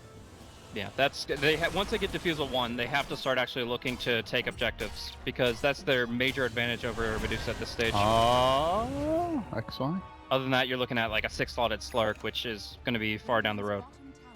And a 6-slotted Juggernaut. I mean, Miracle will get there eventually too, especially with Trackle. But like, if you compare just the 3-item Juggernaut of Manta Diffusal to the 6-slotted, it's an upgrade for sure, but like, it's not that dramatic compared to what Medusa can build. That's true. I mean, nothing compares to Medusa this game. Whoa, RR in deep. Mski in full dive mode again. There goes the Golem, connects on 2. Trying to get that Stone Gaze to proc a Miracle, but he turned with the Omni, trying to dodge his way out of this one. Blade Fury's on cooldown because he already used it earlier, and he drops low. That Snake, he Mantas! Actually, and I think he took the damage, but Yeah. barely living anyway. He's phasing. He's getting He himself makes out. it out with the track move speed. XY on the hunt though. Wave of Terror cooling down. Swap instead on the my RR. God, The spin! blink out. Now He he has tries the to get in range, but he's able to Blade Fury dodge the bench stun. He survives through it. Okay. Beautiful You know what? retreat, calculated by Miracle. You know why he had mana to spin? Is because he got a bottle sip from an ally. So I think the Slurk was the only one with a bottle. So giving that over to his ally in the middle of that exchange, force-staffing him out, bottle sipping him just to survive that last spell. All right. I think Mski needs to relax a little bit. The cores are so YOLO. Like, they're just going in so ham. And actually, it baits out the Golem and it works out, but that was pretty close to being a disaster. I could totally see it not working out, but Exactly. Like that also getting swapped, he would, if he didn't instantly blink out, would have died. They're basically banking on perfect play with these dives. Exactly. But hey, can't argue with the results so far. And they're gonna grab an early gem here. Now they do have a farmed Batrider. Yeah, vision. It's just like if Slark and Batrider can find the wards, kill the wards, and take the map, then what can the Medusa really get? You're afraid of this Medusa getting 3 or 4 items, but if you can just delay that as long as possible, play at your strongest when you have this Manta, Diffusal Jug, and this SNY, I believe, Slark, you're able to really Echo just put up Saber, the tempo. not SNY. Okay, he had the Yasha, so it'll confuse me a little bit, but yeah, goes back for the Echo Saber, and he's just all about fast movement, fast hits. These are tempo builds for heroes that could take it late, but don't want to. Now, normally putting the gem up on Batrider is, you know, pretty good because he's got the vision, he's got the mobility. However, this game, there's quite a bit of ways to lock him down. So, RR, the not Rambo player for the team, please hold on to your gem. Scan He's definitely the most stable player on the team. for sure. RR is like trying to clean up the mess created by his team constantly. They got a ping on the scan in the jungle, so they know that there is a hero or two there, and they're just kind of getting information first. They expect him to farm out the top lane. Echo Saber ready. Jules and RR out in front scouting, but it's actually mid lane where Ninja Boogie is about to see 5 heroes barreling down that lane, and I don't really know if they want to contest this. Looks like they do. Batrider's coming in. This is Mski you're talking about, man. They sorry, want to that- contest everything. Yeah, Batrider up on the high ground now, sweeping around, and they're going to make their move, jumping forward, trying to catch out Miracle, but he just played Furies. Calmly walks away, the lasso goes the other direction, it's onto the bench. There's the Stone Gaze to try and turn this, but they don't have to face him yet. The swap is not good enough. They fire. get XY in the end. Yeah, and now everyone is track up. Marigold on the back line, Omni Slash only on the heroes. Hero beautiful. War will go down. Oh. He needs to spin. The Rock committed, and it's only for the Jug who spins his way through the Gust. He gets on the black for that extra bit of move speed. Does he finish him? He just barely gets the kill. He's going to pay for it, but he got the drought. And now he can move on to Jax. This is the kind of fight Mski won. 4 dead. Looking for that 5th and a track kill. Pounce and got him. Ice, ice, ice. Make it 5. The chaos of Mski prevails. They wipe him out, and they got an unbelievable amount of gold out of that. 4,000 right back their way. And the Bounty Hunter profiting the most with all those tracks coming out. 5 tracks coming out from him, getting huge movement speed and huge gains from that victory. And yeah, they just have to sacrifice the Miracle Jug, but he bought his Diffusal in his death throes, which allows them to take the tier 1, get all these major items, and continue to build momentum. Yeah. Uh-oh. It seems like we might have a game 3 on our hands if Mski keeps this up, Well, guys. maybe not. We don't know what kind of Mski we're gonna get. That was a good one. Yeah, I feel like knows? we've seen 4 different Mineskis this game already. Exactly. Let alone the series. That was some flawless stuff though. Like Miracle, especially on the back line, those bounces are pretty lucky. Pretty much all landing on black, I want to say. But now the next fight, Drum comes out from the Crystal Maiden. Have you seen this rich of a CM this early? I feel like Ninja Boogie's like, this is one of his... certainly a change from last game, and against the Knicks, this is really important because Ice 1, 5, and 7. He's been somewhat involved in the fights, but he is dying a lot, and he's not racking up the kills. I've never seen Yasha and Dagger on the same Slark. Like the great movement tools, but picking up both of them here, he really just wants to go on the Drow, go on the Medusa, like find his target and kill it quickly. I imagine he's considering the Manta Diffusal build as well, potentially to even further deal with the Dusa. Yeah, that could be a good long-term plan as well. It obviously takes up 2 precious inventory slots for the Slark, but if you just want to end the game without addressing a full slotted Dusa, it definitely is a way to approach it. I think it's more so for the Drow Ranger. They just want to actually go for him every single fight. Jules is like, hey, come on. Just keep on He's like, feeding here, it. have my sentry. Mercy, please. He's just trying to get a good idea of where the sentries are at so he can move aggressively. But you look at the Dire side, they have so many sentries all around trying to make sure that they're not being caught off guard. And in the end, still, like the Batrider, the Slark have the superior vision, even if they keep tabs on Bounty. Well, the game is going to slow down, but, you know, Mski, I think okay with that, too. They have very elusive hero that could also farm quite as efficiently. And Drow Ranger, have we seen her actually siege a tower successfully yet? She's running for her life, man. Yeah. She's got the pike, so it's not so bad. All she's really got is the swap. Unless you get Blink pounced, and then you're still screwed. You have to get swapped, and then the lasso's for free. And the last swap was not a very long range one, to be sure. I mean, when you're napalmed up and you try to turn left and right, you know, it ain't great. Yeah, Well, we talked about it. It is a great Slark game. Even just from the beginning of the draft, we knew it would be, and it's certainly proven to be the case. He's overextended at times, but even when he's dying, he's still wreaking havoc on the backlines That's of true. Faceless. He's never died for free, right? Even dying for that Venge top, he's still getting some kills on the way He's out. died for bad trades, but yeah, never like just a freebie. Hey, here, have a Slark. And oh, by the way, huge item now. RR with a BKB picked up on Massive. the Batrider. Nyx is just worthless now against the bat, and the only counter to that initiation is the swap and the stone gaze. But the bat ain't dying, and he's gonna go in. He looks to unload. He goes right onto Ice Ice Ice. There's the rock, but he just ignores it as the jump. Oh, he gets stoned. He's gonna go down. That's pretty big. Swap back in, in. and he tries as well. That's Gem. Gem down, and they get the 1 kill on the Nyx, but the Jug facing the Dusa was brutal there. Oh my god, that is so bad for They're the gonna team. find more, maybe? No, Sam will make it out. Yeah, these stone gazes are just on point from jabs, but also Mski misplaying around them. They are just really focusing tunnel vision on a single target. They are playing as if there is no stone gauge, which is Exactly. not the way to play it. And now Gem gets a pass on the other side. As a bounty hunter player, you're like, what is my teammate doing dropping the Gem? I'm pretty sure the incidence of heart attack has gone up by several percentage Oh, no! points like, over the course of the series as they move in. Silence is there on the Raging Potato, but he does have his ultimate available. He's going to pop it now. CM with her own ultimate, not really doing all that much, and will end up going down. That's 3 heroes dead for Mski. Have to pounce away for the Potato. But they trade 1 for 1. They now slow down the Roche a little bit. Jules walking into vision again. Can he actually walk out? He's done so. Yep. And Guardian Greaves now make it the hard. jump in again. Potato, he wants to give the team wipe away.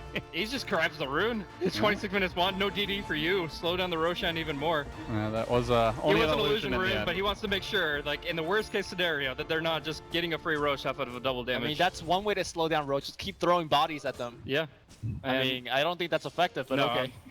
Greaves almost kept the bounty alive. Like he's tanked so many of these little shots, but This game is not good for people's hearts, I have to tell you. I think they need like a Crimson Guard on the bounty to add just that much more durability. Like being able to take those pot shots for the next Against Drow 20 Dusa, that minutes. would be amazing.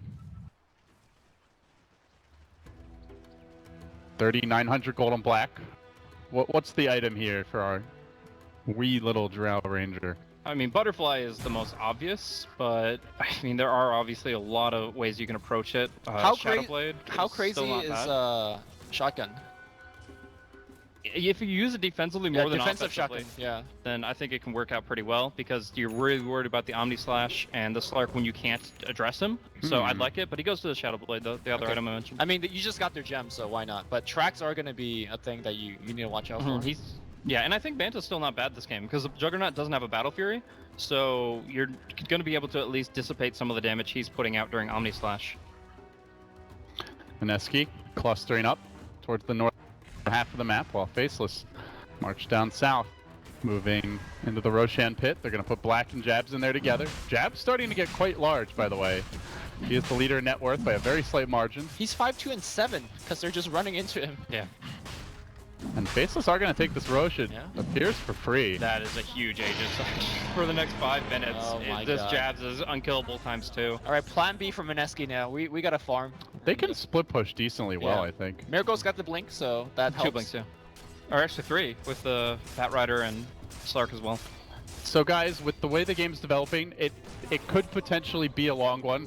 Mski certainly have some good late game potential. They have good split push Faceless, strong scaling cores and team fight. Well, And 2 Midases. Who do you guys favor? I don't know, the Midas gaming is pretty strong with this one, and the fact they Jules? haven't been playing around Stone Gaze is really problematic. I actually think Faceless are better as we go along. I agree with that point too, but Well, they have all their damage dealers are melee, and Bat Rider has to get in close, so it's tough to deal with that Stone Gaze. To your point.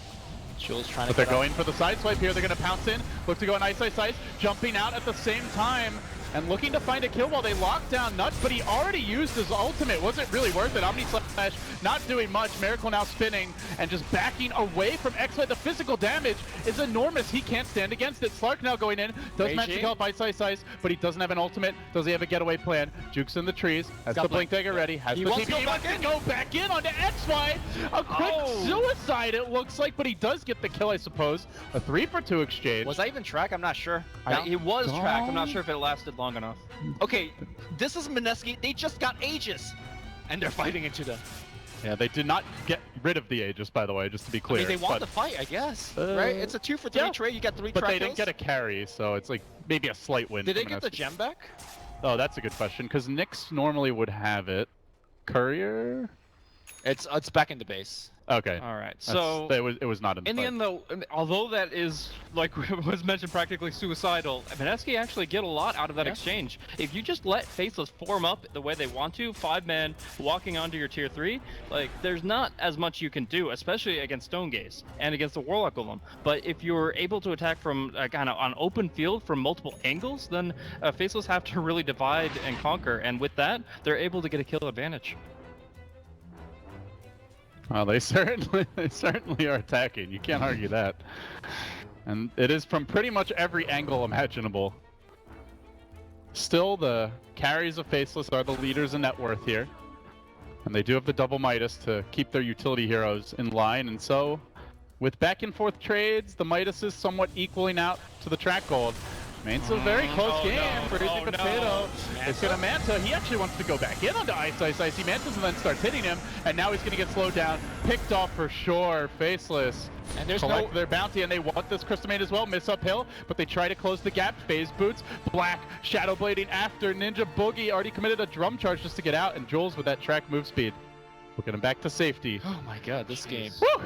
Just when you think Mski are gonna, buckle down and start playing a little more composed, they just run in. I mean, maybe they're right. Like, maybe they can't just sit here and trade farm, right? Like, their lineup, the only way they generate gold is through track. And I mean, they can farm, but they can't keep up with double Midas and Medusa. I agree with that, what happened bottom, but mid wasn't even an attempt to kill somebody. He didn't have vision. He blinks onto the creep wave to clear it out quickly, and it is kind of relying on the long distance dark night vision that he doesn't have in areas that he hasn't blinked to yet. So he just is unfortunately blinking right on top of a hero he didn't see, and they control him immediately. It just really was a misunderstanding of where the enemy was positioned, and it's costing them lives. Ice has got the gem here. Jules trying to escape, Force Staff, and swap right back into the middle of everything. He's going to pop the grease for himself. He will go down, and that's definitely going to hurt the defenses. So we do see that Drow Aghanims come out now. And Faceless just finding little gifts and presents around the map. Seems Christmas comes early. Oh, Miracle might get himself a Aegis? Or, sorry, a Courier? Backdoor protection is going to kick in here pretty soon, so they really can't break high ground. They are going to get a They have Crimson creeps Guard. coming though. There is going to be a Crimson Guard, but it's actually on Faceless's side. The Vengeful Spirit was looking at one. Okay. Not out of the woods yet. A full minute till Aegis? I mean, between Glyph, they could probably hold it for a minute. Alright, they're not gonna they're gonna just go right. Just a quick, straightforward chip siege here from Faceless. The illusions die so quickly now from the Mystic Snake and from the Aghanim's Drow Ranger. Are they gonna try to kill him as Aegis times out? I mean, that has happened. It has, but I don't think they have enough time. Jab's just manting right out, and he continues to lay into this tower, and the rest of the team so far back, they really can't commit. Trying to force out the Stone Gaze, not going to happen. Jabs, though, running low on mana, so they might be able to crack this Aegis if they stick around, and then potentially it could wear off at their own time. I mean, they have track, right? They will know the second that the Aegis runs out. Yeah, and of course they have a timer that'll keep tabs on that as well. But the second that they feel like they can take the fight, they will. They have 3 blinks. They have the means to get there. It's the question of, are they going to be walking right into a Golem, right into a full combo from Faceless? There's that Aegis popping. Full 5 minutes until the next one. Oh, that's a long spawn. Yeah, that actually favors Mski decently. I mean, I think from Mski's position, they would wish Roshan would never respawn again. It's going to be tough no matter what. Yeah. Miracle, making his way out of the Ancients. But where do Mski go from here, guys? They have not really gotten the snowball rolling downhill. It's been pushed back a bit the other way. Easy kills seem few and far between, with Jabs being extremely tanky, Black having multiple defensive items, lots of HP, now a level 2 swap behind him, the Crimson Guard coming, Ghost Scepter on the Warlock, Ice, maybe the most killable hero in the game, which is kind of strange to say for a Nyx, but... They gotta get that gem back. That's the biggest thing in my mind, is getting vision back on the map and making it so that Faceless just can't play exactly their game and take their fights. You have to get vision, you have to get intel so you can take these engagements, and to do so, you need to get that gem back. Gonna be hard to find him. He's like permanently in Vendetta form, just looking and lurking. And of course, he's not too far away from his team either, so... Looks like Black has gone back for an Aghanim Scepter, more damage output. Welcome to 5 minutes ago, Lumi. Yeah. Oh, really? Yeah. Sorry, might be. Haven't checked him back for a while. And he'll probably go for the Maelstrom build, I'd say, afterwards. It syncs up so well with the multiple arrows flying out. In the meantime, the build on Slark is actually not going to be Manta Diffusal. He turns the Yasha into a Manta, but he's actually going to go for the Scotty here. If he can blink on a single target, he'll stick to them. The problem is, you're still facing Stone Gaze, and you still don't seem to have an answer to it. In fact, Medusa is even bigger. Like, we're talking about how many stats you can steal with Essence Shift if you attack fast enough. Well, she just got a whopping plus 25 to all with this Scotty, and it's unbelievable how tanky she is now. Alright, Mski need to do some miracle stuff. Because I don't see any normal metric of a game, they will be able to win this one. You mean just like constantly split pushing and dodging fights, or do Right, you mean I'm just saying like a Faceless. good old fashioned? Just they need to have a miraculous fight, or what are we talking about Faceless here? has better carries, they have better late game, they have better team fight. So on almost every metric, Faceless has it better. I think the only thing that the Radiant is better at is perhaps the initiation with the Bat Rider. But I don't know if they have like better like ultra late game once Yeah. like Slark and Jug are you kidding? six-slotted. Medusa? The carries are comparable because Medusa and is kind of weak against Slark in the 6 and 7 slotted mode. But at the end of the day, you have two Midases on the Dire side, and right now they're not pressing the vision advantage that they should have. The two things Mski's lineup have are vision advantage through Slark and Batrider, and mobility advantage through their daggers and their heroes. And they're not really pressing those right now. Maybe they're getting a little bit more split push on, but in the meantime, Faceless are racking up their net worth on the Medusa and on the Drow. Yeah, seems like both teams able to keep relatively even in the farm department, but no track kills for a lineup that was banking on getting a lot. I mean, they got a decent amount, but Not since in then, a while. Yeah, it's been all been dried all up. red dots for about 9 minutes here, 8 minutes. And if you're going into late game, you're not looking to scale. Oh, Ice is here. Jules just barely out of range. Oh God. This is a bold little stroll that He our thinks he's scouting, right? Suddenly. even Ping coming out now. Oh, he is going to be checking him, but let's see. He is going to walk out. Oh no. Jules. Oh, walks a different path. Don't mind me, just out for a stroll. Ice keeps on. the He's stroll. still out that 900 AoE, right? Yeah, he's Just barely. Like, yeah. he is skirting the line, man. It's calculated. So it's back to a Manta now. So No, he switched it up and was able to get the Scotty faster for some reason, but like he was a Manta, then a Scotty, then Manta again. It doesn't really change anything in the long term.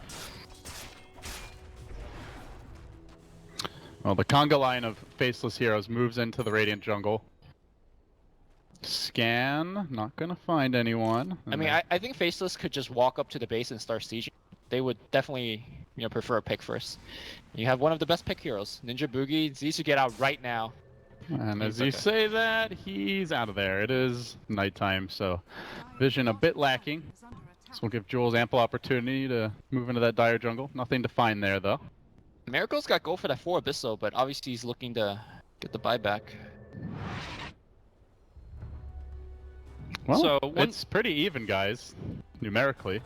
One small thing that is worth talking about while we don't have too much action going on is that the Vladmir's is actually really high value for the bounty hunter here because of the fact that you're up against a Vengeful Spirit. When you kill Vengeful Spirit, her negative Vengeance aura actually really hurts Slark and Juggernaut's damage output, but when you get the Vladmir's aura on them, it kind of cuts that disadvantage in half because it stacks additively. So you're actually still able to stay in the fight. Venge is still a target that you can kill first and be almost on par in terms of damage. And Venge is generally the target you want to kill first because of the swap against Batrider. Exactly. That said, she has a Crimson Guard. She's not an easy kill. Right, that's also the other issue. 15 base armor, 1700 HP. Oh, it will be a freebie Roche. Faceless grabbing that Aegis. They give it to Jabs. And we'll have to see if they look to apply pressure with this. It seems like they want to. Starting to move through that Radiant jungle. I mean, normally when you see a team going for Roche like this, you see, creep waves almost at the tier 3s, but Miracle very, very tentative for that split push because of the Nyx still.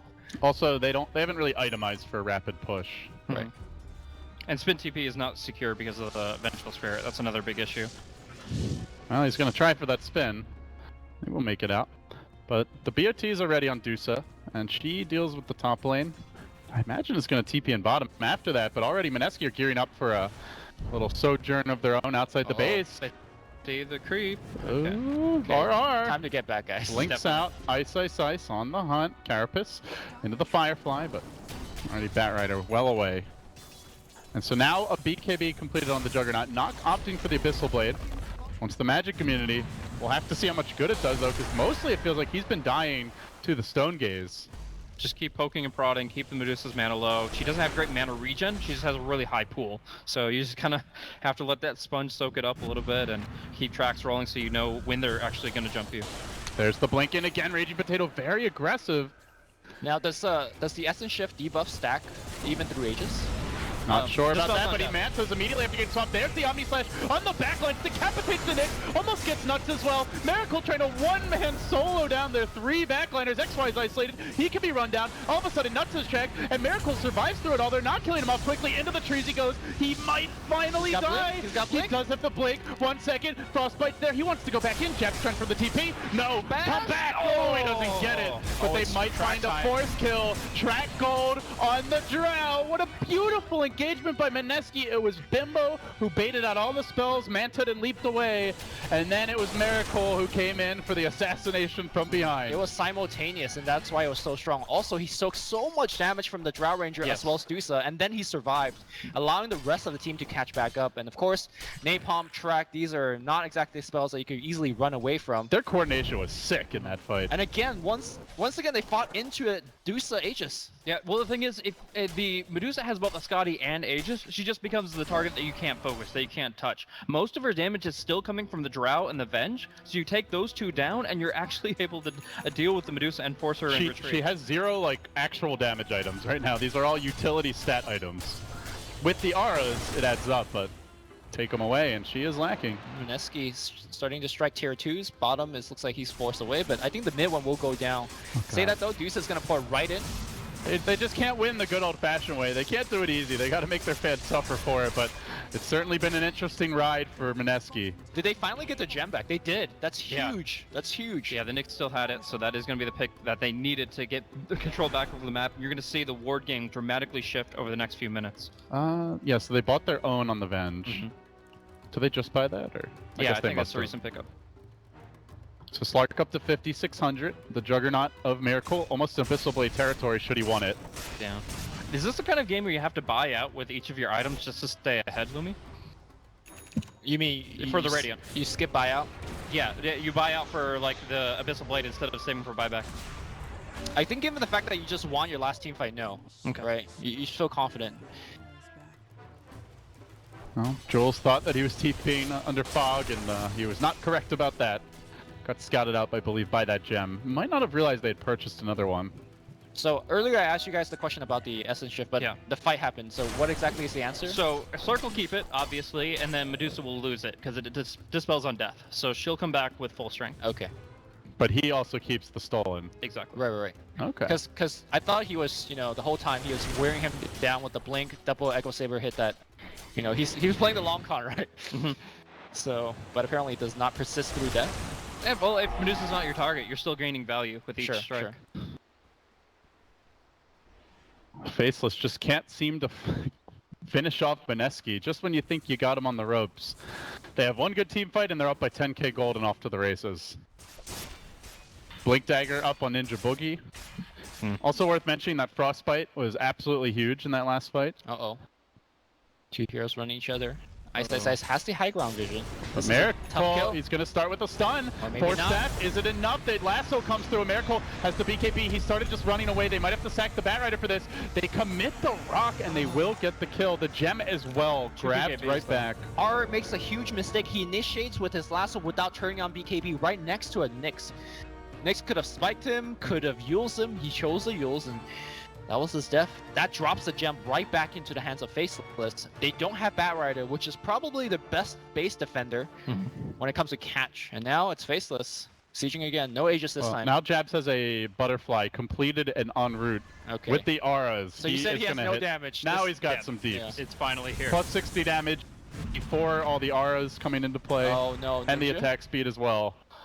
And Mski no real physical damage mitigation aside from the Vlads and the Bat's got buyback. the by Guardian the way. Greaves. Bat's got 5k. I don't know. Oh, Ninja. They Sorry. might have to use it unless they want to give up this Rax. Range is already down and Jab's not working. On the melee, Potato they Pop is over for no don't- reason. They do not have the rock. You'd think this is a decent time to move in. There's the buyback, instant retreat from Jabs. They break the Lincolns and RR tries to swing around. He doesn't want to die back though, and it just wasn't able to catch anyone in time, so this is basically a zoning buyback, but already the melee down. Yeah, I wish he bought back as soon as, I don't know. I guess they were looking for a catch instead of a... Because if Medusa's just frontlining, you're still not getting anything out of it. But Right. with the ultimates cooling down, they might still be okay with it. The Stone Gaze is the important ulti. The Reign of Chaos is going to be the icing on the cake. Working on that Rax, there's no glyph. They got to go fast if they want to take this Dusa down, and they will break the Lincolns, but that's it. Faceless. A free lane for them. 5 minutes and they've just gotten the first Rax. It's a little bit slower, but it also feels like it's not over for Mski. To the Ancient. I mean, that they have not had any issue with the Mega Creep defense in the past. They've got Vladmir's. I'm sure they'll build up a lot more on the Jug and the Slurk as needed. But for right now, like, Rax is only like a side aspect. Really, this game is going to come down to kills and buybacks. Whoever is left standing at the end is going to be able to take the enemy's Ancient. Slark just finished a Butterfly. That's going to give him RR, he sees this Dusa. I don't think he could jump on the Dusa. I think they have to take a fight where, like last time, they have to jump around. Oh, they have a Lotus now. Also, I think Ven Swap is almost level 3. Okay. It is very close. I mean, the big one that you could Lotus is Omni Slash, which, I mean, Miracle Sims somehow comes out of nowhere and gets Omni. I guess the Blink helps. Definitely a lot of surprise factor there, but just not making the impact. Maybe the Abyssal will make the difference. I mean, if you're able to chain stun this hero and just keep on mana burning and keep on essence shifting, then you're going to be able to get a lot of value. And maybe, I dare say, prevent the Stone Gaze. It's really hard to do. Or maybe the Abyssal gets reflected. That will also make a big impact. Definitely. There's the Radiant scan. Mski moving from south to north, creeping out into the mid lane. Faceless there to greet them, and they are going to fight outside their base. Raging Potato jumps right in and is on the Jab. That's the hardest hero in the game to kill. Now they try to turn their attention elsewhere. No BKB. Popped on the Batrider. He's going to die real quickly. They lose the gem, and elsewhere, Raging Potato working on Nuts, but he already got off his rock. Miracle commits for him. Doesn't even get him. Tries to spin away, but he ain't going anywhere. He's down as well. Raging Potato back in. Now leaping out, but he looks to pounce. It's a catastrophe for Mski in the river. They've lost 2. They might lose the Potato as well. He can pounce up to the north, has the Blink Dagger at the ready, but just feeding away core kills, losing yet another gem, and getting really nothing for it. A Venge kill that hardly matters. I mean, they had the right idea, which is, as somebody's distracted up front, blink to the back line, cut down the Drow Ranger, because by far Drow provides the most damage for the whole team.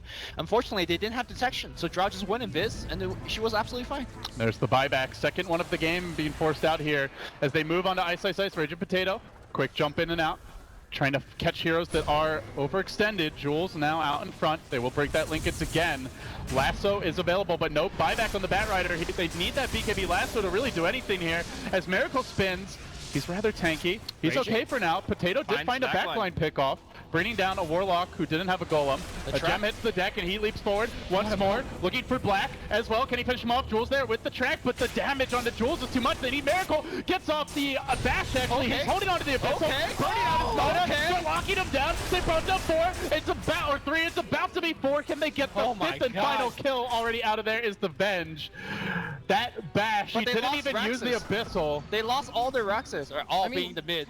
Mski has lost Rax before. It hurt, but it's not the game ender. Like, they are able to hang on. Raging Potato jumps on the backline, kills the Warlock. No Fatal Bonds also dramatically reduces the damage that the Medusa can do. And now they go in. They are able to take 4 heroes down. They're gonna. They gotta force these buybacks, guys. Oh, by the way, 46 Essence Shift stacks, and they're pretty fresh for Raging Potato. This is a Slark with almost 300 agility. That's one. Just hit the tower. Go, and go, they're gonna move right in. They commit to this. They have a Blink Omni available. Miracle spinning, hitting the building. The glyph gets forced out. Mski, no signs of retreating just yet. The rock is not ready. 30 seconds off cooldown. And Miracle stands his ground. Potato goes in again. Just wants to keep those essence ships stacked. Nice and healthy, but the slow is there. They have to leap out. They get the tower. They don't get the Rax. Bottom lane, closing in on the Radiant base. Mski holding on here and still looking for the siege as Jules blinks in. He pumps the Stargaze. He forced out the play by Jules, and then RR. He blinks it with BKB, but he gets swapped. They lose the gem again. Raging Potato in. There's no Stone Gaze. They gotta commit. They gotta do it now. Can they get the kills? Miracle already Omni Flash. He needs to bring somebody down. He's committing for him. He's gonna get the Dusa. Down for 110. Boost Jan Mski as they push forward. They need a little more though. Drop back, and now their HP so low they don't have healing ward on Miracle anymore. He gets stunned. He's gonna get silenced. Raging trying to jump out. He's out of mana. He's okay. Okay, he's out. They're He's out. slowing down into Boogie though. He's gonna drop here. That's just the Crystal Maiden, but they still think about going back in. They're out of mana. But base. Tier 4s are under siege. Somebody defend. Oh my god. Jabs with that quick trigger finger. Oh, Jules? Alright, he's got Greaves. He's fine. A 3 gold swing there, by the way. So they have still a minute with no Dusa. They can't. They have to push up bottom. Probably not enough time. Yeah, but at the same time, they've shown that they can actually kill her if the Stone Gaze isn't in play.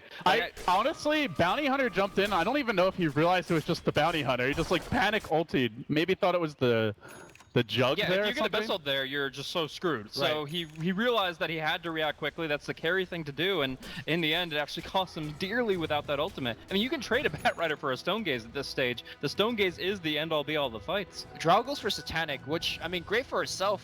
I think maybe a Ethereal Blade would have been better. Going back for that awkward item choice again, it seems like helping herself or her teammate, the Dusa. It's tough. It doesn't proc when you actually get the Chain Lightning. Obviously, you're not using your Frost Arrows, not that matters. Never mind, they have Diffusal Blades. What am I saying? Like, it's gonna get purged off instantly. It's hard to think of an alternative, but at the same time, Satanic has its limitations. If he's hitting an Illusion, it won't matter. It's just... If he's getting Abyssal, it doesn't matter. If Jug is Omni Slashing, it won't matter. If Slark is Dark Pack, or Shadow Dance, it won't matter. I mean, at the very least, give him a ton of HP, which is something like he needs. Aegis now, though, we'll go to this. Who's gonna pick this Aegis? I guess Juggernaut. Miracle. Yeah, he's got slots. And he needs it because he doesn't have buyback. But here comes the cavalry. It could be a 4-man. No, they're ready for him. They lasso him. They track him. They kill that pesky little bug, and now they can look for more. Cheese, left for Mach. Nobody cares. Okay, let's go, guys.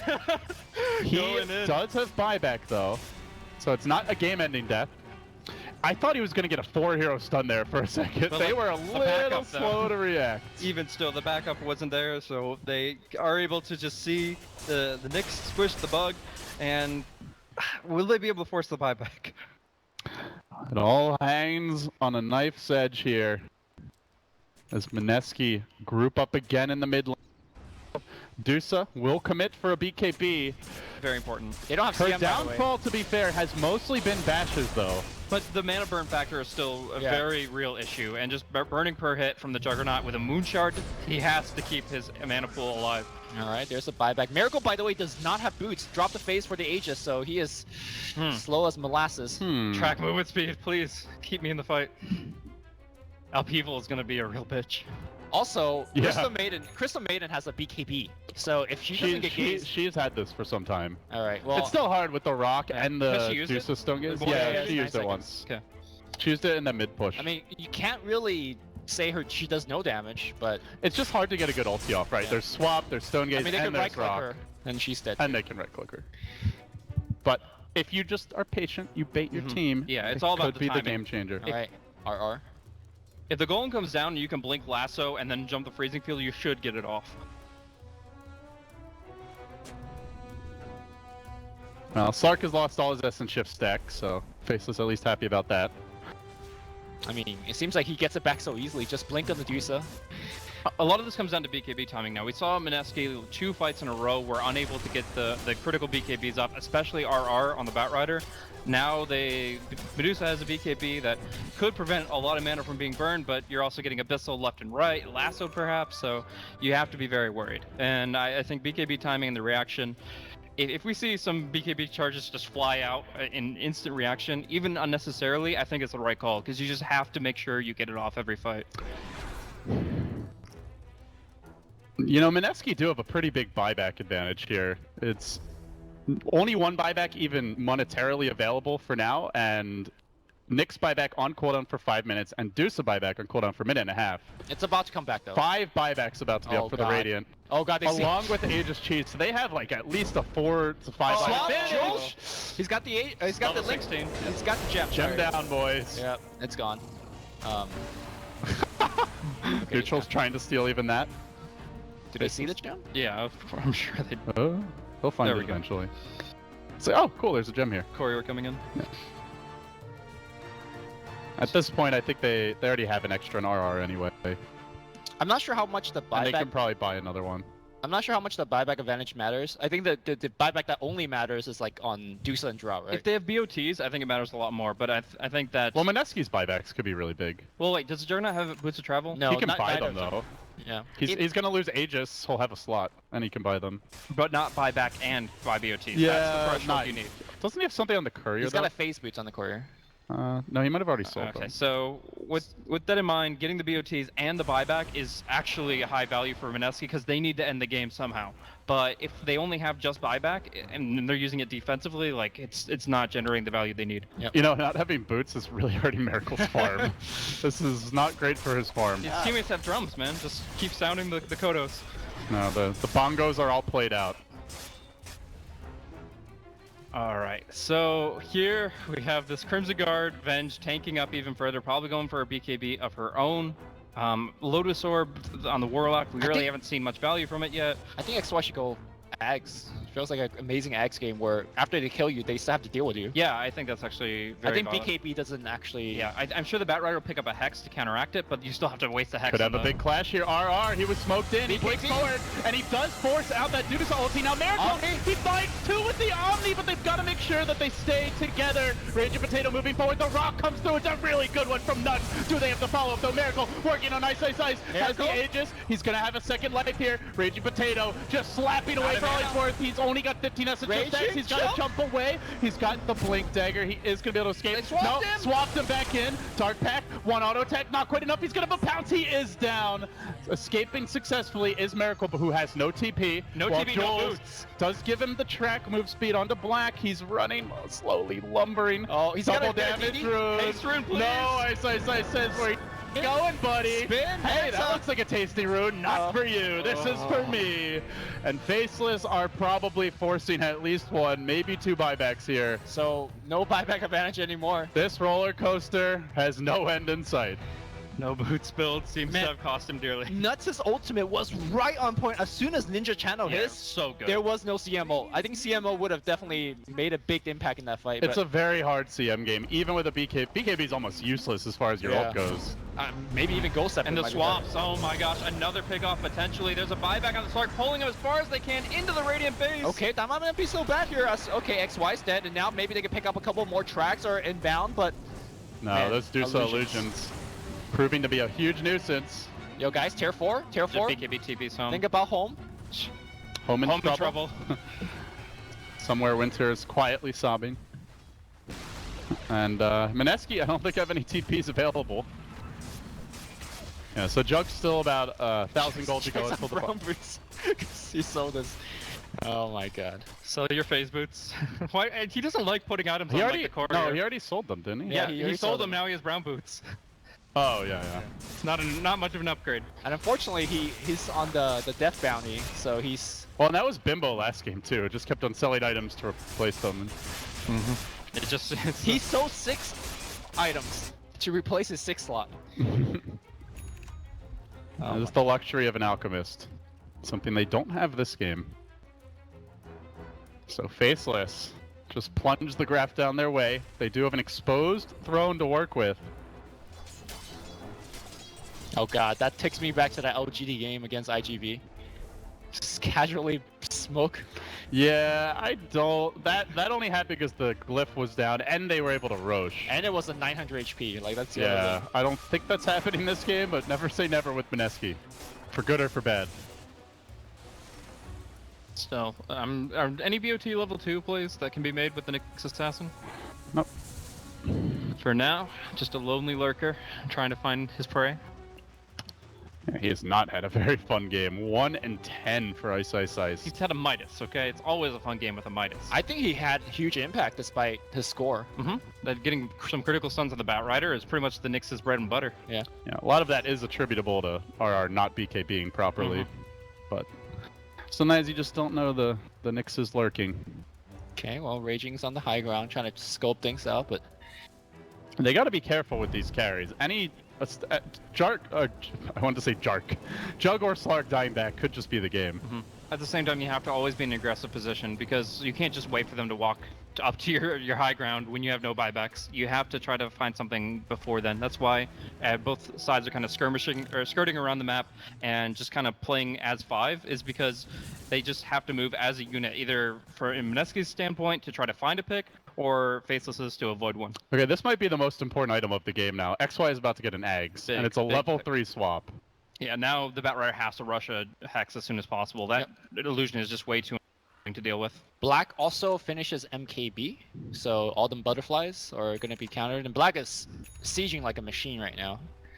I think Faceless has really out-itemized and outscaled Mski. Still, these heroes, Slark and Juggernaut, can take the game very far with moon shards and their massive amount of attack speed scaling. They have some real potential here, but well, here's the thing. You know those amazing team fights that Mski's gotten, especially the one on the bottom lane where they went in on the back line and start assassinating people. Those fights come more and more difficult, right, as the game progresses. Like HP pool gets bigger, you have more time to react with things like Ghost and BKB and Force. And I think Faceless has already gotten to a point where they will not get assassinated, at least not to the degree that they had been. Last time Juggernaut tried on the back line, oh my god. Jules! Hey, see you later, guys. Last time they tried... the gem is still there! The courier was moving to the secret shop, not to the true site. Oh, he's not gonna know about it, but it's at least it's not in Dyer's hands. How did he not see Why is he in the base? Why not? Maybe they saw and forgot. I mean, there's so much going on in this game. Is he trying to walk into the fountain to look for gems? Could smoke it. Could go for the... He buys a ward. Ward. He's putting a ward in the base. They have to realize, right? Or is he just outside the night vision? Either way, he's home free and he's got some intel. Sure, I guess. Alright, special tactics, a successful scouting operation for... She's playing with fire, though. Like, one blink from death. The name's Jules. I mean, Jules, there's one does not have picture... the same bond ring. No. If there's one picture that Mski painted, is that they just don't give a damn. They'll go in for the most ridiculous fights against Aegis. They'll go into the enemy base for wards. Like, this is full-on Pinoy Dota. Alright, I think the no boots Aegis carrier is a little bit more impressive when you're split shot for like 400 damage. Is like, if you can do it, I can too. It's a lot better when you have Jules? Oh, not this time, buddy. Cheese. He's got the cheese. I don't think you eat it. No, you don't. Not happening. He doesn't buy back. But it's a lot more effective to have this on Medusa when you have some greater mobility. If you have a Wisp or a Keeper to bring her to and fro, it's great. But right now, double force staff. Like triple force you're literally staff. just shoving a fat snake lady around. It's I've seen it work before, okay? Yeah. Let's be fair. The wheelchair method, is that what we're going for? Mski has to come to jabs. Wheelchair Dusa. It is a strat. Past period flex. Jabs is going to the throne, right? So they have to come to jabs. It's not like, he needs movement speed for that. Faceless slowly shoving in as RR looks for a jump, but he's really got to get XY to start these fights. And that's not easy. They want all the lanes pushed out, though. It's ideal when you can have like the top creeps wave pushing in along with mid and bot, and they realize that, so slowly pushing their way. Well, the thing is, Dusa has no BOTs, so she'd be the best hero to do it probably, but she can't. Exactly. Drow still no BOTs. That's when you go for Courier Dota and you have that 7th item slot, and you have boots when you need them, and have your combat items, Manta, whatever, when you need them. Moonshard number 1, Moonshard number 2, and 5.2k gold on the potato, 4.4 on the jug, and they are going to start to buy out a little bit here. Yeah. Getting rid of the boots as well. Are you serious? No boots Dota? Is this a thing? Wheelchair gaming for everyone. No, We've got a triple wheelchair strat coming out. This is some special Olympic stuff. But Jabs has a lot of people to push his. Okay, they do have 5 blinks. Yeah, that certainly does help. And he's got Shadow Dance. It's so. all about the initiation. When you're omni slashing, you don't need to move. A quiet conga line of heroes creeps through the trees on the left. They need to get Warlock. And jabs, moves dangerously towards them as Jules TP's back to the throne, leaving the potato on his own. Alright, he needs vision. What if XY just tears to the left? Oh, they're courier scouting him. They see him. Oh my god, his Blink Dagger. He needs to power Love jumps out, and meanwhile, while they were busy trying to be cute with him, getting focused is Jabs, but he has Aegis, he has BKB. He is not an easy kill, but he is giving up a lot of Essence Shift stacks here. Make it 15, and rising rapidly. They pop that Aegis, they lost nothing for it. Miracle has an Omni Slash available. He lets it go. The Lotus Orb was a split second lane. XY almost counterplayed it perfectly. Freezing field? And Jug is dying back now. Crystal Maiden down, instant buyback on her. This could be the end for Mski. Should they lose this, they go directly into another best of 3 after an exhausting rolling series, but they're not done yet. They work with Jazz. They want to bring him down. They do kill him, but he buys back instantly. CM trying to get out of there as rapidly as possible. That's a double dieback on the cores and a GG. It's all low-lots here for Mski in the end, but man, you gotta give them a lot of credit. They played their friggin' hearts out. And Faceless are going to the boss. Whew. I don't think any one of us is surprised by Faceless going to Boston. I am surprised at the way they're going to Boston. Yeah, exactly. How difficult the games were for Faceless. I mean, really, Mski put up a hell of a fight. I'm not sure about the conclusion of that draft there. Obviously, the Medusa didn't seem like they had a great answer for it. Like, Slark and Juggernaut can theoretically handle her, but only with the perfect supports to enable them. And it just seemed like those supports were actually on Face's side. Between the Warlock ults that we got to see, Isis Ice was able to control, even if he didn't have the net worth to back up his core position. And then, of course, the Venge just doing work in a very subtle fashion. Really, across the board, Faceless just were on point this game. Their late game decision making and execution, like it's not perfect, but it's really solid. And they, like the patience they showed in game 1, the series, a lot of the series we saw yesterday, and again in game 2, like this team does not throw. They might make individual mistakes here or there, but they are not going to just throw away the game. You will have to rip it out of their hands. Absolutely. And they will be holding on as with a death grip in the meanwhile. Yeah, they're the best late game team in C, and I've been saying it again, and I'm really interested to see how they stack up against some of the other international teams because we haven't seen the matchup yet. Also for Mski, I know they could play a little bit more polished and probably came up.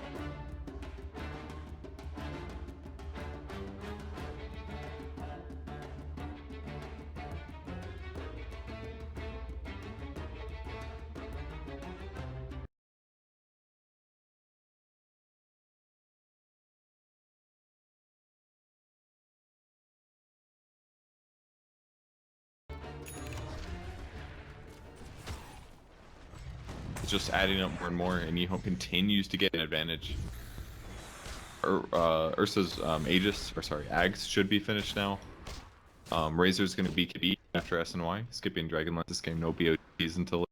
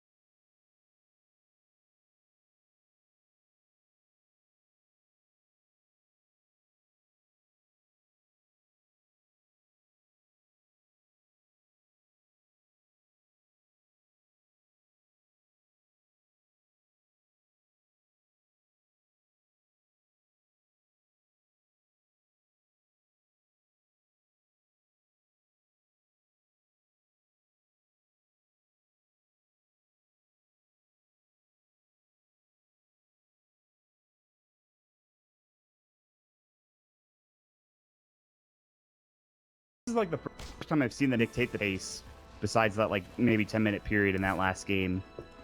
They're finally starting to find map control wards. They're getting the lanes pressured out for the most part. And like talked about, the most important thing is the BKBs are coming. They have the one for the Razor, I believe, flying out now. They should be getting one for the Ursa, I would imagine. He actually has an Aghanim Scepter, so I don't know if he really needs it. I don't think he needs it either. Even if like the Mirana had an E-Blade right now, she could jump on him, he just turns his ulti, he takes no damage. Yeah. I mean, maybe if they stay around the fight and they keep casting spells on him, it's scary, but I think he's okay. They really need to find a way to pick somebody off here for LGD, and it's not looking likely. Everybody's playing as 5 here for EHome. Their positioning's looking solid. I mean, they had some potential when Ursa was mid, but he's just so hard for them to kill. We might see a fight break out. That ward will scout out the bounty hunter walking through. He'll drop the sentry down. Moonlight Shadow will go. Smoke is up, call, but it's only onto one. Meanwhile, counter initiation. Still, this bounty hunter's in trouble. They'll take him down, but not before the Ursa comes in and chops down that axe almost instantly. It's too much damage. And get the arrow off. They will get the kill on the Witch Doctor coming in. Buyback coming in from the bounty hunter wants to be involved in this fight. She actually has to back away. Lift coming out. They found the Razor. It's a lot of damage. Got to get Starstorm down. He's still alive. Leap forward. They need more damage. It's not there. The Urn charge, a couple more right clicks. They will finally find that kill. It's a big one coming up for maybe. Ursa still has the Aegis, or at least he should. He's going right back in. He wants XZ. Great arrow, but he enrages it off almost instantly. He might lose his Aegis here. He will. Starstorm is back up. Aim is here and ready to go. They did buy back on that bounty hunter. No enrage for another 14 seconds. He's pretty speedy. He's got blink back in one. Tower hits coming in. They won't have enough to stop him blinking out. We'll cover the retreat with the bounty hunter as he walks into the chakram rolling death, which I think was blind. It's kind of awesome. That was pretty cool, actually. It's like, where the hell is the sentry, dude? It was a really good fight. LGD finally does get some important kills, so the Razor going down is huge. Maybe if he had a bit more happened, but KB, man, that's life. Yeah, that's needed some fights. The fight started decently as well. It was a blink call onto the bounty hunter, but it was just axe trading his life. That was a full 10-second BKB duration. They killed him after it. Meanwhile, they mid. Man. Oh, Shuriken, cast, bounce, death ward, slithering crush. He does have his Ghost Scepter on, and he has no leap, and maybe has bit off more than he can chew. That was too much. So if they get to finish up the tier 2 pressure now. With that dead 47, there's no way you buy back for this. I don't think it's worth it unless you have a great engagement opportunity. I'm gonna have to find a great call from this axe. And it's not looking likely. It looks like they're just gonna let this tier 2 tower go. It's available if they want it, but they will get the tier 2 tower top lane at the very least. And Timbersaw is gonna come up here and split pushes. Yule Scepter done. 19 Bloodstone charges, by the way.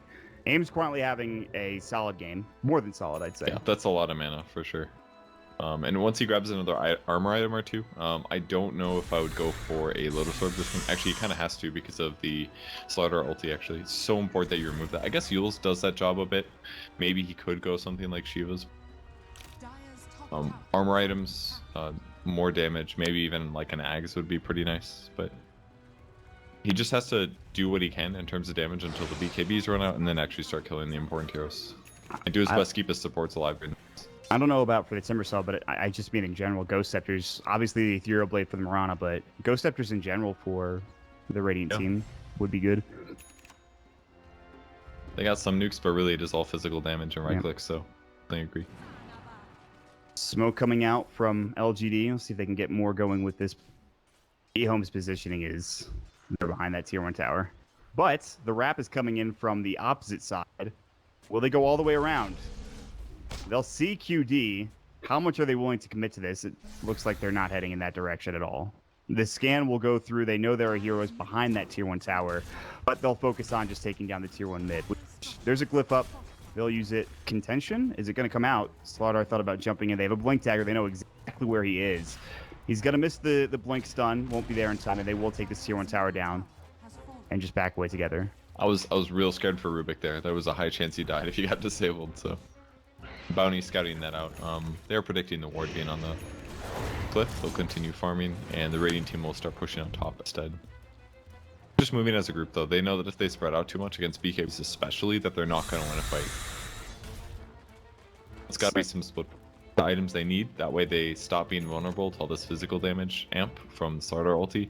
Once they do get those armor pieces up, then everything changes. So that's what you're waiting for then, is just the armor for Timbersaw more than likely, as you pick up the Ghost Scepter. Those kind of wings or those kinds of exploitations against minus armor strats are amazing. Like minus armor is godly from like 10 minutes to 30 or 40 minutes, but as soon as you start buying items like armor items, it just offsets everything, because it's not like EHome can continue to buy minus armor abilities and items that it's going to offset it. It's not like they're going to buy Medallion and Deso and AC super rapidly. Oh, this could be so good. Oh man, Look at that. Jump in initiation onto 2. Ghost Scepter coming out from aim. No buyback from the Mirana. Jixing Axe is in trouble now.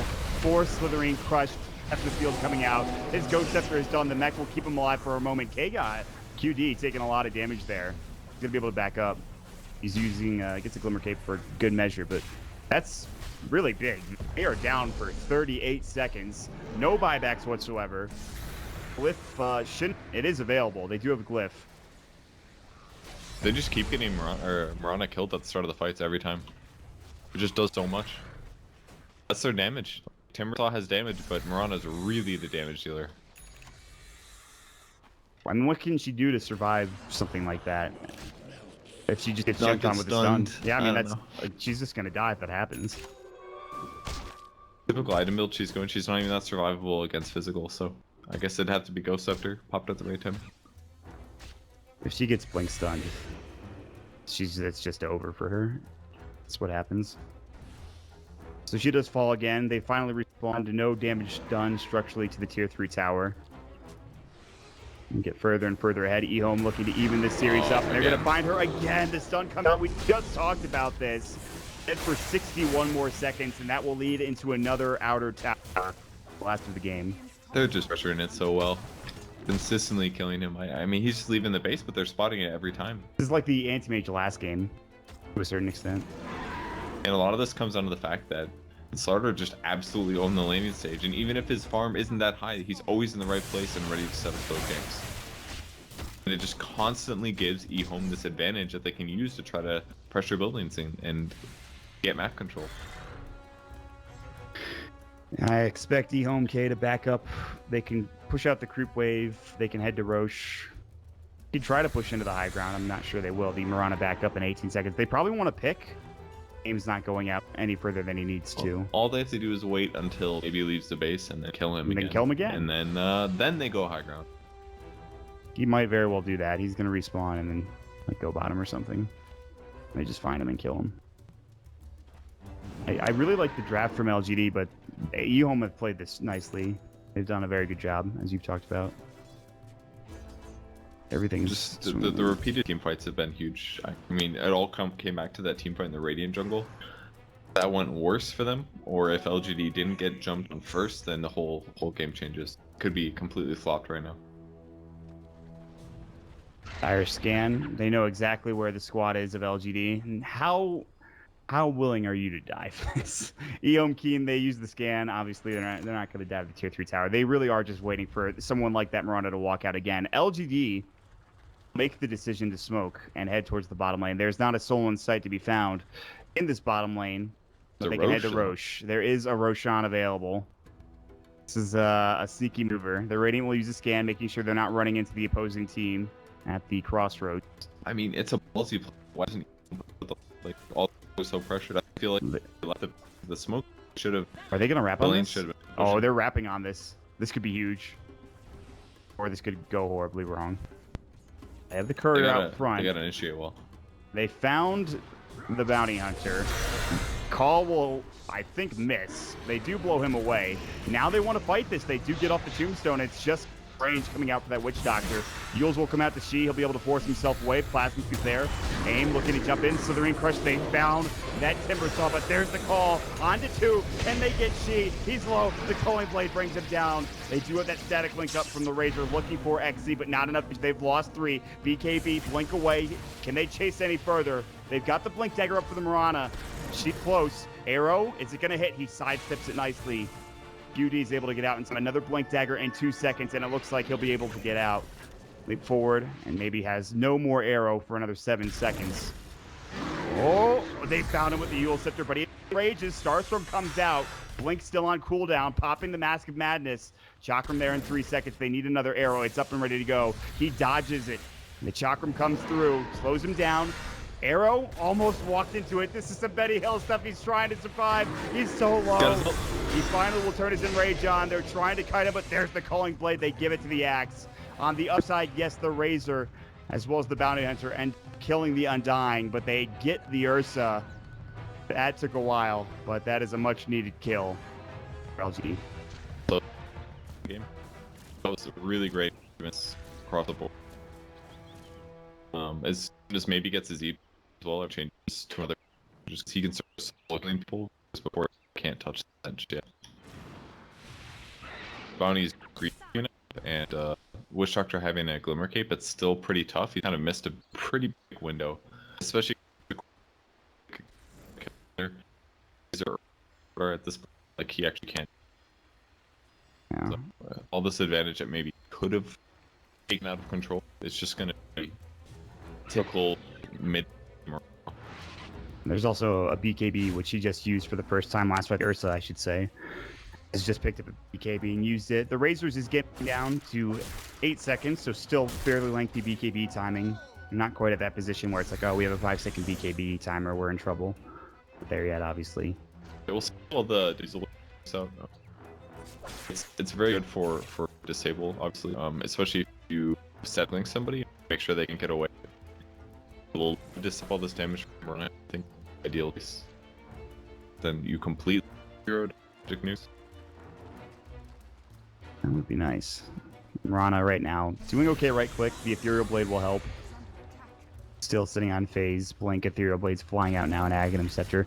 Tier 1 tower still standing in this bottom lane. Glimmer Cape walks up. Aim's going to get hit up by a cast, but at least the creep wave will. They really want this Tier 1 tower. Do not blame them. You should be able to take it. And Roche is also a factor as well. We're sitting right under this tower. TPs are coming in. They'll see Sheep. Call. Does it get onto 2? Oh, yes, it does. Chakram. They'll blow away G. Now GD is trying to fight as best as he can. Here comes the Razor coming in with his BKB. XE forces himself out the soul. He'll stay alive. The other side of the fight, they're looking for Xing Jane. He's going to get caught. Still low, but now they get the lift off. There's the Starstorm. He's not dead yet. He will finally fall. X coming in from everybody, the Act included. They have one for the Ursa. The Razor's trying to get out. They're looking for that arrow. It's going to find a target. It will not. Timber Chain back hit. The Razor just getting out at this point, but the Bounty Hunter will not be so lucky. Aim still chasing with another Timber Chain at the ready, but he will not go any further. They will take the Tier 1 tower. 5 Axe aplenty. 1 used for the Slaughter and 1 for the Axe. That Axe call on 2 heroes is just amazing. The Rage from the Ursa did come on time, but are they going to get Rubik here? He's got Sprint. He's real fast. They're thinking about it. They're like, I don't want to get Ethereal Bladed and Starstormed. That's not fun. They don't have BKBs for the Razor. Maybe Razor wants to, because then he could reflect a bunch of damage with Unstable Current, but maybe the only way it would be okay. Yeah, they de-ward that immediately. That was what lost them the fight, was that ward on the pit. The Uber that was huge. Especially getting the Axe chop off as well, that movement speed advantage they got. Ooh. Can't run, can't fight as well. And they just blew away that Slardar. He's trying to build a BKB of his own. He had a really good start. Starting to slow down a little bit. The track gold is not quite flowing in as well, and they're going to get a couple of kills here and there. This game is still, right now, hanging in the balance. It is a 4,000 net worth lead after 1 point being a 10,000 advantage for EHome. It looked like they were looking good. Arrow's going to come in. It'll hit. Not Roche. It'll die beforehand. Timber Chain comes out. Not successful. The Cheese is on the ground. Will be picked up by Hunter. So they have now an Aegis and Cheese advantage. They want to fight anyway. Beauty's been stuck in the pit. This Starstorm. There's the Yule Scepter. Not the best time for it. Now the stun is up onto Aim. He does pop the Ghost Scepter. They're going to get away from that static link. BKB goes for the Razor. They're not really trying to find a target. They're just backing away. EHome.K. They just don't want to fight this now that they've got that Aegis as well as Cheese. And they won't lose anything out of this. Fight could have been so good though. The Yules that came on the Ursa just stopped the arrow from landing. A super miscommunication there from both teams. More than likely Aims. It's Saws. Yule Scepter. I think it's fair to blame him, considering he does have eels. Yes, I think he's the only one. He is. Okay. Yeah, that one was on him. Got him. He did get close to dying though, so I don't know. You do panic things when you're afraid about losing your team the game. Yeah, he was in some trouble. So they push out the lanes once again. The Roche being down, now they can maybe just focus on enemy team movement for now. This game is super back and forth. 25-27. It's all over the place. More ethereal blades coming out. Ooh. This game goes late enough. This is going to be dangerous for EHome.K. I actually really like this purchase here because, I mean, Timbersaw was probably going to buy it in the first place. His strength gain is decent. Actually, it's awful, 1.8. My god, this has bad stats. Anyways, but he can use it to save one of his allies. Not to mention, he can also use it to guarantee a setup for his double chakram. So just because of the movement speed slow that it provides, just E-blade somebody, double chakram, and you're going to get close to killing him anyways. I'm a big fan. And that's like, you see that a lot when you get the game lit enough. And also, if he wants to buy Dagon less item too, it makes his Dagon extremely good. It's one of the There is some burst potential here for these heroes. Just a bit. Still, the BKBs are at a pretty high level at this point. Still 7 seconds for the Ursa. Razor, I think, is down to 6. Yep. Maybe not. Maybe not super high. I thought this was a little bit higher for the Razor and the Ursa. We're getting to that point. It's fine. They're fast. They Just are. run to dodge the chakrams or something.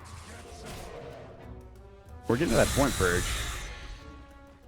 I felt like EHome.K had this game not in the bag, but they were looking very solid, you know? Yeah, it was looking really good for them, but, you know, it's like how the early fights went for LGD. You never know how it'll end up. Kill on the mid lane, actually, with Tractor going down. Yeah, he got arrowed, and then he leaped across the river to get the kill with an ethereal blade. He lived pretty long, to be fair, for that Witch Doctor. Not long enough, however. That BKB is pretty important. As long as he doesn't get called, like he has been in the last couple of fights, and he gets his BKB off. It's that initiation. That's what it comes down to every time for both teams. Ooh, almost an arrow there on Ursa. I mean, that's how every it went well. It was always StarLadder jumping in, stunning 2 heroes. That's a one-team fight for EHome. If it's the opposite, they're going to die. Yeah. We've hit the stalemate, the stagnant point of the game. 40 minutes in, the net worth continues to climb in favor of LGD. Still right now on EHome's side, but not for long if it continues this trend. Experience-wise is even completely. Items coming out, I think we've talked about just about everything. There's a gem on Victoria. He's had that for a while. A VIP booster casually on the Razor. I don't know if you mentioned that. I did not. And EHome needs to fight. They're going to get off-farmed. LGD has like 4 heroes that can farm creep waves decently. Maybe not Undying, but every engagement is huge. And they've got bounty track as well. They're going to try to fight. They'll put some wards down. Radiant Scan off the mark. It was close. That Radiant Scan was close to hitting. Radiant are a little split up. They've got 2 heroes. QD has been spotted by an Observer Ward. He does have Aegis. Chakram will go. Slow him down. He can blink out in 3 seconds. Maybe a little bit of bait coming out. Positioning-wise. They're kind of far away from this Ursa. I don't think this is about bait. This is about him wanting to collect gold. Yeah, give me that money. Give me those ancients. We haven't fought in like 3 minutes. Time to actually farm for the first time in this game. This is like really awkward. Who's doing Sometimes what right you gotta now? prioritize it, you know? He needs the gold. He's not 6-slotted yet.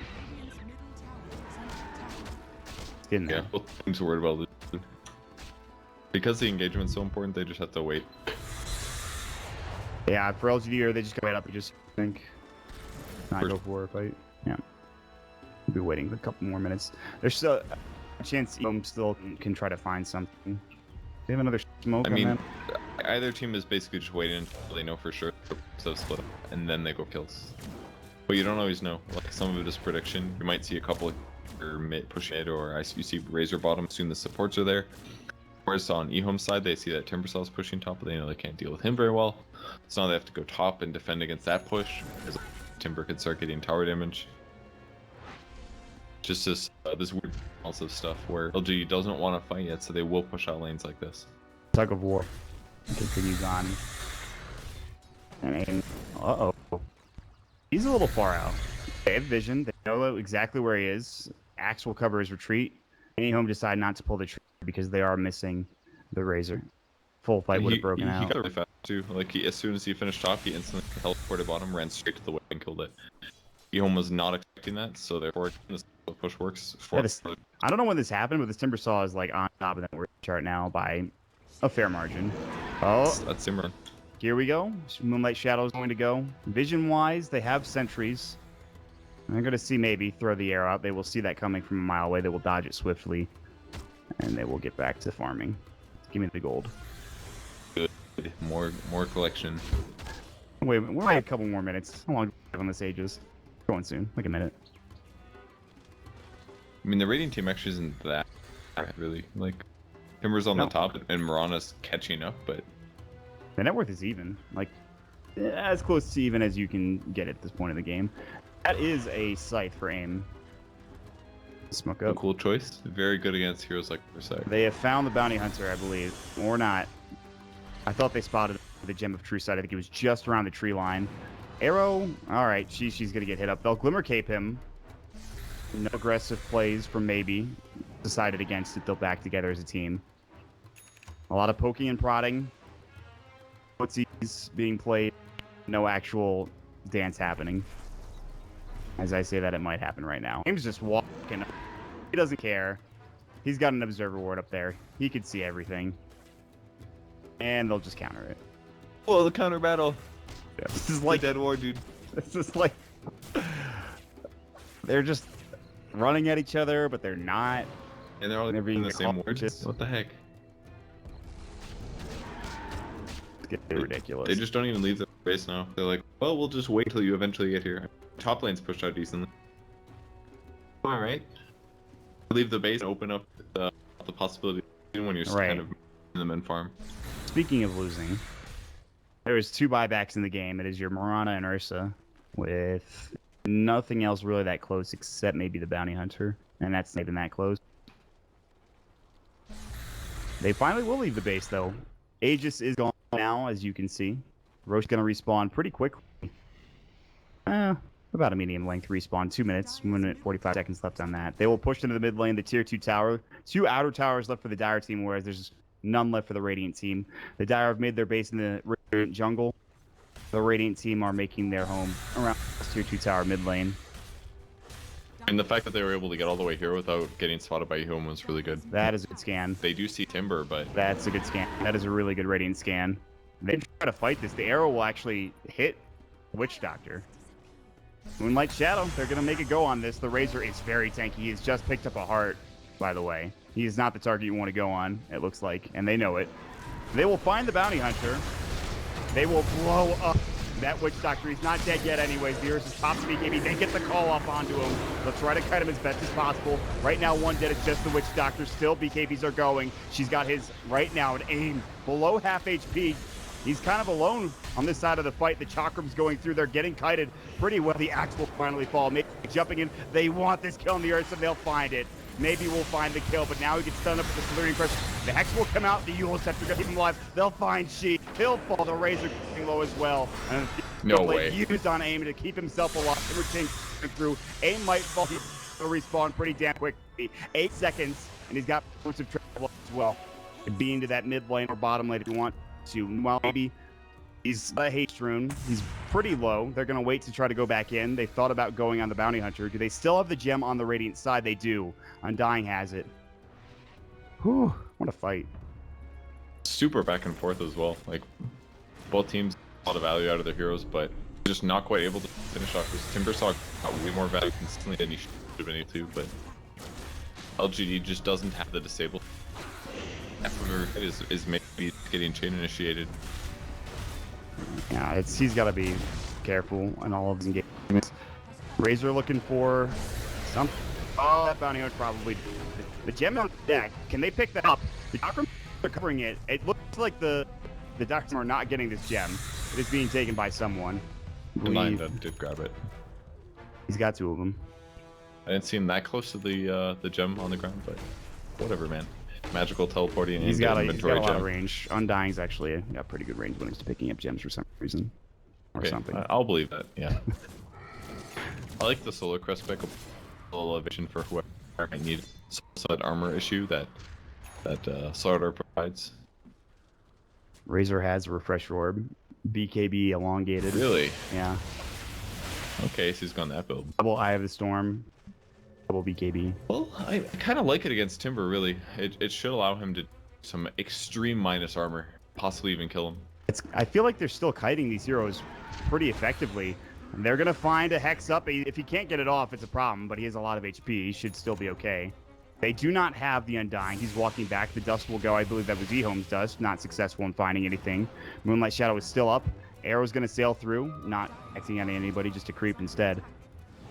Aims. Moonlight Shadow is up, and he's on the wrong side of the river. Slithering Crush, he uses himself at the perfect time. Can he get out? The call coming through onto 2, but there's the Death Ward coming out as well. Still not enough damage. Yules will come out for the axe on himself to keep himself alive. He's going to be the Slithering Crush, doing some nice damage, but still alive. They brought down the Bounty Hunter, and here comes Ying. They actually get the axe coming in as well. They will bring down 2. The Earth will fall. The BKB going for a second time. The Razor has 126 damage stolen. Is it enough? Again, getting kited. Maybe on the other side of the map, the BKB TV will come out. He will be successful in escaping, but unfortunately, the StarLadder will not. And EHome, they're just losing fight after fight here. 2 big fights in a row. The first one was a bit even. This one is definitely a victory for LGD. Yeah, it all started with a great Yule's reaction there by Timbersaw to stop the disable. And it bought them enough time to keep him alive. He just hasn't been killable, really, from what EHome has. And you can't really say the same thing on the other side. LGD has the damage and the disables they need to burst and win team fights. Body alone has just been getting blown up every single time. That guy, like, They're using the Glimmer Cape on. They're using the Glimmer Cape on other heroes usually. They don't want to have to use it on the Bounty Hunter. Yeah, I mean, it can be useful. His HP is just so low, I don't think it matters. He just dies instantly anyway. 1 Ethereal Blade, 1 Starstorm proc is more than enough to get a kill. So it looks like Roche is finally going to go back to the other side. Mm-hmm. It's a big victory for LGD, and they've got it all going on right now. They have a refresher down on the Razor. BKB is at 6 seconds for the Ursa, and they're going to fight now, looking for BKB pop, and they'll find it on the Razor, so that's down for 51 seconds. That's very scary. I mean, at this point, it doesn't matter too much. His refresher's on cooldown. It'll be up faster than it's down. Does that make sense? Faster than it's down. I get what you're saying, kind of, I think. I think it sounds like something that should make sense, but I don't think it makes sense. But let's see my next boots to travel level 2. I don't know if I'm cool with this Yules anymore. I don't know. I feel like Dagon 5 is just an obvious item that you grab here if you happen to roll into E-Blade on a Timbersaw. It's like, why not buy it? He used that Slithering Crush, which was nice. I don't know if that's what like he might have lived. But what anyway. What if instead he just double Dagoned him with an E-Blade? I mean, yeah, then that's also your problems. Dead heroes are arguably better than. Yeah, but what if he BKBs? I don't know what to say. I got you there. All right. Dude, he's farming so fast. Moving across the map. Yeah. He's like triple wave stacks and stuff. A very impressive Timbersaw performance from him. They got some good Timbersaw players on this team. I mean, it just 9, 3, opens 15. up the maps for LGD. Like they're actually all just farming right now. It's funny how this has changed dramatically since like Yeah. 30 Like minutes of the 3 game. minutes or something. Just 20 minutes. Like only a couple minutes ago, LGD were back in their base, and now they're the ones moving out, pushing EHome back into the dire side of the map. They'll Moonlight Shadow again. LGD make a decision on movement. Just far out enough. EHome are in a position where the advance down. They'll see that the Ursa is. They'll go and make a move. They'll TP in the Timbersaw. The arrow not going to connect for change forward, but it looks like EHome is able to get back. Will come out. He didn't get the BKB. I have the Hex. He's going to pop the BKB. She's going to come in. He'll find the Undying. That's the target he wanted. Call on to 2 again, but where's the follow-up? BKB is still there. Razor comes in and blows away the Undying, but can they do enough damage? The Dagon comes out. The Razor pops the BKB finally. The right click from Maybe might be enough. Chakram will come through the Glimmer Cape. He refreshes, but it's not in time. Down for 90 seconds. Meanwhile, Victoria getting chopped down, but AIM finds himself yet another kill. He's going in a double kill. Maybe looking for more. Stunned up now. QD in trouble as well. No more BKB. Maybe able to leap away. The lift up from Victoria. The Ethereal Blade, but he does get off the enraged top. Razor's back. He's bought back. He pulls up and again. He should still have his BKB after the refresh, and he does. Now the Ursa comes in, finally brings down Victoria. But there's the Dagon, boom. Maybe he's godlike. And they got another Hex on Razor, still with that BKB in tow. Finally pops it. It is a 5-second BKB charge. Can he bring down AIM in time? Timber chains across, and they just can't find these two heroes. They're too slippery. Maybe he's already leaped away. He's pretty fast, that movement speed buff. And now the Bounty Hunter might be next. Walked through a sentry, but is able to get out and slip away himself. And again, another crucial team fight, including a buyback in that Razor. I mean, there's 8,000 gold. Like, actually blowing everybody up in the game. And as is maybe on the Marana. They just keep weaving it, not taking picks. Working out fantastic. 5 levels attack as well on the E-Blade here too. Jeez. Yeah, like... I would really like a hood on Bounty Hunter or something like that. I think it would change everything. I'll keep him alive. Come on now. This Bounty Hunter needs help. Give him something. Yeah, you talked about maybe weaving in and out. He's not really down anymore. He got caught a couple times in the mid game, but he's got really good positioning. He ultra helps well in the elusive travel. He's running for like 90 more movement speed than he had before. He gets that movement, the 16% movement bonus with the leap just off. Like, he gets the leap off cool. and he's gone. It's like max movement speed. Well, they find somebody here. Nope. There's a cheese, by the way, on the axe in case you haven't noticed. Can you give me arrow? Close. They're going to push in. Is this going to be the first high ground push of the game? It's certainly what it feels like. At 54 minutes in, this game has gone by fast, it feels like. Slithering Crush will hit onto the Timber Saw. They're jumping in. He's going to get the Timber Chain off. Dagon will go. They have the Ursa. He has the Enrage still. That's just an Ethereal Blade Dagon. It does quite a bit of damage. Still alive, though. Like, the StarLadder doesn't even feel useful anymore, doesn't he? Like, no, not at all. He hasn't been farming. He gets like a stun on 1 or 2, and then he gets counter called like immediately by the axe. And it's usually on 2. I mean, BKB is a great item, but it's only going to last for so long, and once it ends, his hero's impact just feels so much less than some of the things that LG.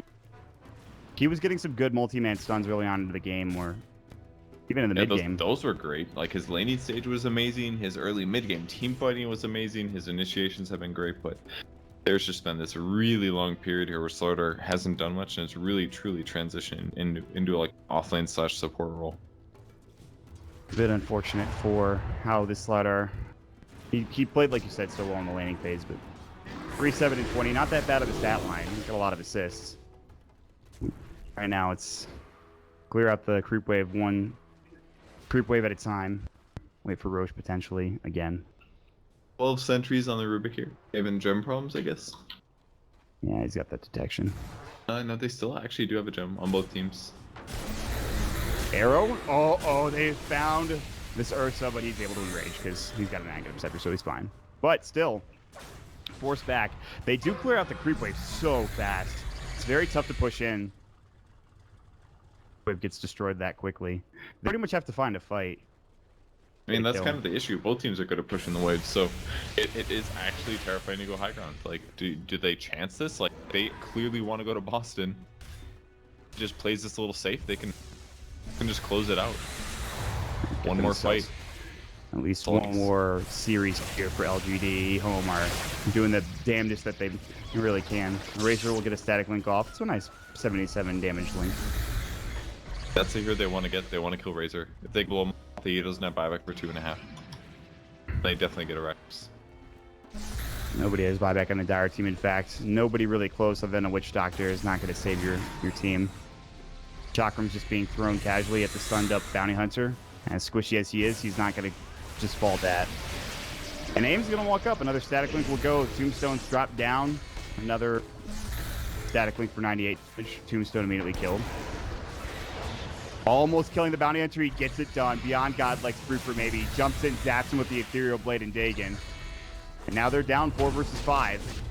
That man just had a Stun up. Slithering Crush. AIM in trouble. Still alive. Getting fast again. They will bring him down finally. Dead for 18. He's got buyback. Not using Eul except for the axe. He's got a Blink Dagger. He's going to pop the cheese. He's still in trouble. Now jumping in. Slithering Crush. Stolen by Rubik into a Fade Bolt. Maybe comes in with a nice Starstorm. Razor forced to use the BKB. He's got the refresher. AIM is back up in 3 seconds. They want to find this kill. Ethereal Blade, not there. It is there. It's ready to go. He's looking for it. He's got the BKB. If he wants to refresh, he will. Look at the Chakram. They get the Hex off. The Ursa pops the Enrage. Still alive. Yules will come out. He's in trouble. About to fall. The Chakram not there. The cast still bouncing through. Backing away. Victoria getting chopped down by the Razor Whip. Will get dropped finally, and that will signal LGD to back up finally and get out of the base. They couldn't quite get those kills. They're getting some really good solo kills, but it's always like Bounty Hunter dying, maybe the Witch Doctor, and that's not what they need. They need a core dead that can't buy back. That hopefully can lead into another 2 cores or so. That way they can take a wreck. This is some solid high ground defense, honestly. It's everything EHome needs. Like they stomped their laning stage. They maybe had some early mid game problems, but now they're doing fantastic behind. They can hold this out, and they have to keep holding it out because if LGD gets, they're going. That was a pretty. Ooh, there it is. Sell the. He's insulted thing at. What would you, other than mules? Yeah, Huh? I guess pretty much it's sure. 8,000 is pretty good. He's got a lot of money. Three are comparable almost. Razor's also very front. Yeah, this guy's had a pretty good game. 13, 3, and 12. I really liked the refresher pickup. Even if he's not getting kills in this fight, it makes it so much harder for them. You know that he has 2 BKBs. Just has to stay alive, let his lightning do all the magic, the minus armor. Smoke from LGD. They'll look to engage on the high ground of EHome towards the secret shop. Could head straight into Roche if they wanted to, but that's not going to be what they want. Arrow is going to come through first, and it will hit on that Bounty Hunter. Yes, the Glimmer Cape is there. They force him forward. He's dead to a dig, and I don't know if they use the Ethereal Blade. They'll drop Tombstone. There's the Hex onto the Razor, but they just don't have the chain follow-up. And they will be able to find him with a call. Maybe they do. Maybe they have the chain follow-up. Down for 2 minutes. He does have buyback, luckily enough. UD is forced to pop his own BKB and hightail it back into the base. He does not have buyback if he gets caught. There's the buyback from the Razor. Now the Abyssal, they'll find maybe he's low, gets forced out. They get off the greed in time. The cast coming through, the Dagon flies out. They'll get the kill on that Witch Doctor. XZ, he'll be the martyr, it looks like, is the static link, linking all of that damage. Jump in, aim. Now the stun up the Ursa. He's been hexed up. The Chakram's coming through. Do they have the damage? Not yet. Arrow will sail in. They've got the Calling Blade. He's going to get dropped in a moment. They can't get it off in time. Forced back in the base. Aim can't get it done either. He's stun locked. He'll go down yet again. And EHome hold once more. They're getting those initial bursts that they need to kill heroes, but once the Dire heroes get back in the fight, everything just seems so straightforward. Razor buys back, deals tons of damage, and just starts two-shotting supports on the back line. Wow, that gold change was literally like 200 gold. Like 3 heroes died, 2 buyed back, and it was a 200 gold swing like on both sides. I've never seen that before. It's crazy. Not like it was like 2,000 to 2,200. It was literally 200. Like net worth deflation. They like all spend so much money trying to hold team fights that nobody actually gains. Yeah, they like. But then no there's the money out of banners, so really it doesn't. What does that even matter anymore? No, probably not. It's just farming you stuff. Please God, I hope that this guy gets up or fight or something. He may never get there. What did he buy? Did he just buy back or something? Because he had like 1,400 gold. I felt like at some point. No, he's just possibly died many times. Is 14 deaths also. That's probably. Maybe that's where his money went. True. Maybe I misread the amount of gold he actually had. Still, now back and forth we go again. LGD have the net worth advantage. EHome feeling better in the momentum department. It is 61 minutes in. We've hit that point. Hex will out. They're going to get the call, but still, he should be fine. Up at half health, his heart will heal him back up as long as he can get out of combat. It does push them away from the tower, however. And back to farm. We'll see you guys in 5 minutes. That's kind of how it feels at this point. It does. Yeah. They don't want to lose. No, I mean, LGD's one from winning. They're certainly making this entertaining. I can't really complain about anything else. It's been a fun game to watch. The refresher on that. Which career? Darker? He refreshes that. The Razor. Razors, yeah.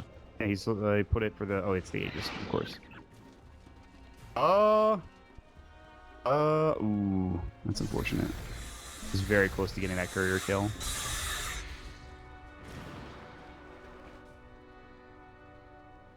It's gone. Rest in peace, Curry. Oh, there it is. No, oh, he's they good. actually almost He's killed good. it. They almost killed it, but they didn't get it. They didn't quite get it. LGD will push out the creep wave as far as the tier 3 tower. I don't see them going for this. I would be if they shocked. can get I wouldn't be surprised if maybe goes in for a combo minimum. Like he's done that so many times, getting a crucial solo kill to make the next high ground push a little easier. They're just having trouble taking the tower afterwards just to make it. How much damage do they do to this tier 3? Wow. They either have to win the fight convincingly that all of their heroes can hit at least a moderate amount, but until then they're just going to be really good at magic ganking kind of. Oh, speaking of Hood, guess who got one? That's not the bounty hunter. I don't even want to know if it's not 120. It's StarLadder. I like that too. Kind of a similar situation. His team fight hero can initiate. Has had trouble in the past. All right. Although I guess I solves most of those. I'm gonna ask a silly question. We're 63 minutes in, Can't so wait. we're at the late game. Who wins in like 20 minutes? Like who wins in the super late game? Or is that already That's- existing? Is that I don't know, man. What's I happening think now? EHome has really good gank opportunities for a while, just because their heroes are all so armed. And they've been doing a really good job turtling all game too. So I think LGD's got to be scared about going high ground against them. They still have room to grow on a lot of their heroes, especially the StarLadder. There's still some more items they can get for the Ursa. That Abyssal Blade really helped them out in a lot of those engagements. I don't know about the Razor. Definitely has. The Razor's pretty much 6-slotted at this point. This is not an easy engagement if they're going to go for him. He walks back in. They have the Hex. They kind of stack their stuns there. Good counter initiation with the Slithering Crush. Diffusal Blade, arrow. They do hit it up on the Razor, but that's it. Call that Hex. If they can't kill him within that time span, maybe a lift as well, then that's it. And they're back. Oh, another That's combo. a lot of damage too, but he does get the enrage off. BKB's still not going for either of the heroes. Poke and prod every now and then. Heart's actually such a good idea on Razor. This kind of bursty lineup, as long as they don't have super irregular carries, just being able to survive the nuke combo and backing up and healing is great. What is this Undying providing, by the way? Out of curiosity, a mech? Items. Yeah, I guess the items. He's gonna have a mech soon, at least. His ultimate's good as well if he's near people. He can amp his balloon damage Yeah, or amp people's flush damage by pretty good, 30%. yeah. Flash Golem's pretty good. You guys are gonna get a 2-3 tower one day, I promise. Somebody will. If only Mirana hits it, who knows, man. She's got a butterfly now. She hits pretty hard. Just physical damage. It's okay. It's damage-wise. It's mostly attack speed with a lot of survivability. Any other items coming out that we haven't seen? We've talked pretty much about everything. I mean, I don't even think the items matter that much at this point. It all comes down to can maybe land an arrow on somebody to Starfall and kill them when they don't have buyback. That's all very unlikely. Can they pretty chain much. their disables well enough in order to get a kill, which forces buyback? There's a buyback in 46 seconds for the Razor. They have one for the Ursa. They have one for the StarLadder. The entire rating team has one, with the exception of the supports. I mean, either way, just delaying his 6th item is really beneficial, for sure. I'm going to go for it again. But what is he aiming for? I'm going to Oh, go there's for a- this StarLadder. Counter initiation. They found the arrow. He's still alive. Guardian Grief. Another Diffuse Blade, but he pops the BKB. Culling Blade not there. The HP not low enough. Now QD coming in. There's the Abyssal Blade. Ethereal Blade comes out, though, and keeps Axe alive. Or at least the Ghost Scepter. Ame coming in. They're going to go right to work on the tier 3 tower. Eye of the Storm. They still have the Refresher BKB ready for the Razor. They got him so low. Some good 4 stabs from EHome.K to keep him alive. He didn't even waste his refresher either, so they're pretty happy with that, I'm sure. What does it take to kill a hero in this game of Dota right now? Chain stuns. They only have 1 hex. They're weak on disables. There's a few things. Wards aplenty. He has 6,000 gold after all. He can afford some wards. Yeah, that's the point where you actually have unlimited money, so might as well buy all the wards, detection items, TPs for everybody. They're just gonna, I feel like they're gonna keep having Razor stand on the edge. They're gonna go for like a call or an Ethereal Blade or an arrow.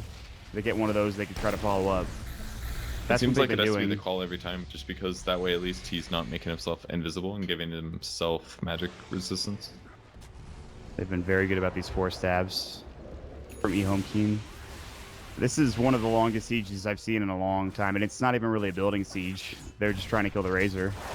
Axe is ready. That was maybe an opportunity when the creep wave bunches up like that, but they've even gone in on those, and it's still not enough damage. All of these fights are so hard. I have a feeling this is not over anytime soon with how this is progressing, which down 4 if we get some more cool fights, because there's a lot of them. Mod, do you wish there was an SD in this game on the Radiant team? You know, because I sort of do. A little bit, yeah. It's like, let the towers die. Open this up a little. Or any hero matter. Like, that's the thing. Like, it just feels there's a stalemate right now. Nobody can kill anybody. If we take some towers, it might be a bit easier. I mean, you could still play around like BKB cooldowns and stuff, or Eye of the Storm. It's just been difficult to secure the kills that they need. There's been a lot of really good defensive play in this game, I have to point out. And offensive play, really. Oh, and an Orchid. I think that's Bloodthorn? Against, yeah, probably Bloodthorn. Obviously, it's going to be for the Morana, I believe, when she blinks in. Very useful against Timber as well. What did he drop? He had the Aegis, which he put with the Refresh Orb. What did he sell? Ags, SMY? actually. No, Ags. Wait, did he have an Ags? Yeah, he did. He had Ags Refresher. Kind of a weird thing to drop, but you don't really need Ags to hit buildings, which is one of the benefits. Oh, yeah, there it is. I didn't see it in the base. No. I mean, yeah, exactly. If he's pushing a high ground, he can just bring it out to him. Ags Refresher, what have you. Hope everyone's having a good night. 69 minutes into this game at this point. It's been a long day. It's been a long day for some of us. For you, especially, how many hours did you drive today? I drove 14 hours today. Long time. Yeah. Potamult gonna come through the.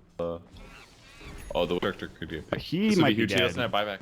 And they just don't. The Glimmer Cape was there. They didn't go for him. That arrow hit. Oh. Ooh, Undying Tombstone, or Undying Ags, excuse me. Good. They tickle the Ursa a little bit. He has a heart now, by the way. It's gonna be hard to kill both of them. I like E-blading and Dagoning this guy, and he's taking actually no damage. And now he's healed up anyways. The power of the hearts, man. Heart of Tarask. This used to be so good on Ursa when it used to, his ult would deal damage based on how much HP he had. Yeah. Not broken. Now it's literally an E-blade Dagon counter. Alright, they got the wish shifter. We buy Necro both guys. I don't think that's gonna work either, No, actually. it's not gonna work. I'm just being facetious. However, this Razor, he does get forced out. He pops BKB nearly in time. Slithering Crush coming out, counter initiating on the Timber Saw again. They've got the lift up, the arrow will fly through. He's got no enrage. He has a BKB. Slithering Crush stolen again. Buyback is available for the Ursa though, but they want this tier 3 tower. There is a glyph. They get it off just early in time to save the tier 3. Buyback is still there for the Ursa. They're getting ready to go. Maybe try to find some sort of counter initiation. They have the Hex on the bounty hunter. The Yules will come out. They have the BKB for the Slaughter. They've sent up the X-Force away from that static refresher. They're going to try to go for this. Slithering Crush onto 2, Undying, as well as the Rubik Trouble. The Razor running him up. They'll get 1, they'll get 2, they'll push him back. Aim as well as Axe forced away. They're trying to get out as fast as possible. Double Chakram. He's trying. Taken. He's going in. Are they going to try to turn this Moonlight Shadow? Slithering Crush. He's still in trouble. There's the Orchid coming out. He will end up falling. Down for 99. He has buyback. The Undying does not. Finally, EHome, they do lose the Ursa, but I don't think they really lost anybody else there at all. They didn't. Yeah, it wasn't too bad for them. That's a massive gold swing, like 6,000 gold for EHome. Finally getting the team fight they wanted. It looked pretty bad for them at the start. At some point, they just overextended, and they were able to pick them off one by one with all their damage. Maybe pushing in. He got the tier 3 tower. They have rotated the Ursa out. Ursa has 36. This is very sketchy. Buyback is ready for the Timber Saw. That's the most important thing, and the Undying's back up at 20. And it looks like they're making a go here for EHome. They want to try to force out this buyback at the very least. He brought his eggs on this Razor because he's like, oh, I actually want to hit the counter. Boom. Light him. This tier 3 is falling swiftly. Arrow will hit a creep. Starstorm. Some casual damage. And they could maybe have gone on the Razor there with the creep wave, but Oops, so there ain't crush. No real follow-up, though. The call will come out. Now they're going to try to fight this BKBs of plenty. The Razor with the static link back up. Another lift onto the Hex stump. Ursa is going to take a dig, and he cannot afford to dive. He will get the enrage off in time. They will bring down She. He's got buyback, but now the Razor in trouble drops. He's got 128 seconds on respawn, but again, another buyback available. The Ursa, Fade Bolt, no blink, 2 seconds, and it gets canceled yet again. Can they bring him down? He jukes. He's able to blink in a second. He gets out in time. Can they find him? He's in the tree line, and he's able to make it away with a TP. Oh my god. That was scary. This game is nuts. Razor had to buy back for that one too. He did. On the top racks, actually taking really good damage on the LGD side. But they'll be able to take Roche with this at least, finally being able to run down their opponents. Definitely one of their greatest strengths. Once they have their Razor in front of your opponents, as well as Ursa, then for most of LG's heroes, they have to just book it. This Roche is going to take forever. So finally, once they finally got that kind of momentum change, it was just completely different. It's one of the few times I've seen LGD chase this game.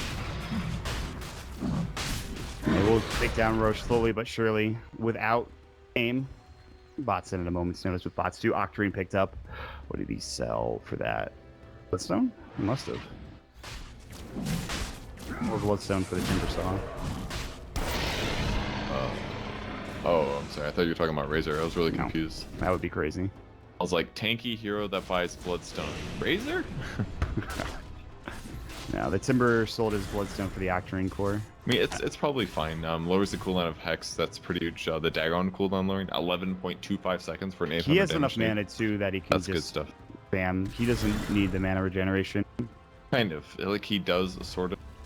There are times where you love to have Bloodstone. In fact, part of the reason he is so farmed is because he got so many Bloodstone charges that he could use that mana to collect items afterwards. Good point. Also, what was I gonna say? The respawn time is very good, obviously, but at this stage of the game, it needs to be a high Bloodstone charge for it to be, you know, anything significant. 41,000 net worth. He's leading the way and continues to do so. I don't see anything new on her either. Yeah, those buybacks really hurt them. They do get the Bloodthorn for the Razor. That's the one item. Wonder when that one will come up. Very good against the Timbersaw. Has the Ursa bought anything in like the past couple of besides the heart? I guess. No, just the heart. I think Abyssal obviously, but damage weak, but not too surprising for the hero. He's got 3 survivability items. 3.5 for Abyssal. That's a Vanguard, man. He still is dying in a lot of these fights, and pretty quickly too in some of them in these fights. Doesn't get off his enrage, or it's on cooldown. He doesn't have his BKB. That's the big thing, getting initiated on. And Rana shifting items too now. Goes for Daedalus, sells the ace or the eggs. And then they're just gonna start positioning into right click carry. I don't know. Is that the answer? Is that doable? I mean, it does go through BKB. That part's pretty huge. True. Allows them to hit buildings. Tier 3 tower gone. Tombstone will be taken down just as quickly. Or maybe not. Soul Rip, keep it alive. Lotus Orb now placed on the Razor up front. Tier 3 tower is gone across the board. The entryway to the barracks is open.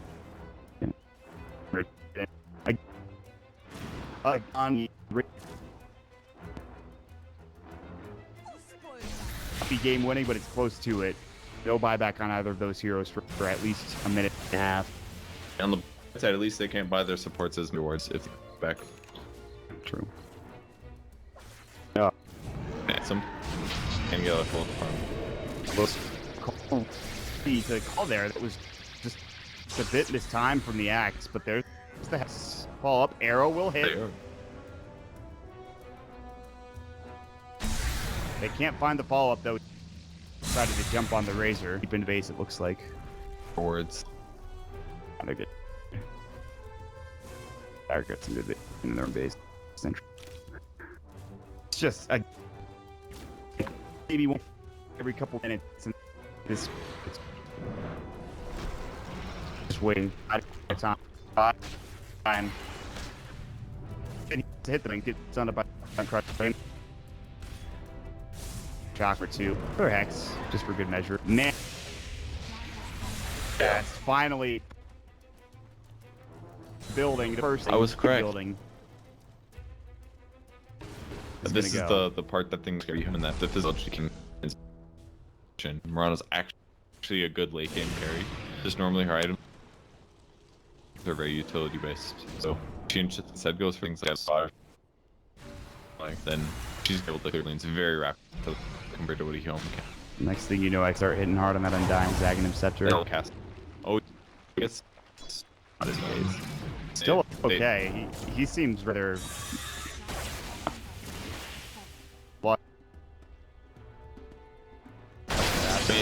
Yeah. She just came on a few minutes. They're coming down to this. Starting to lose the like. They can fight, and it's a bad one. Versus does that buyback still be sour very quickly. Tombstone placed down again. They get an arrow. Cape will come through, but the axe taunts up in time. It does get forced away. Meanwhile, Rada is just laying these rats, and will get this last. Turns around. The axe can't do it either as he's sceptered up. Up, down for 96. That's it.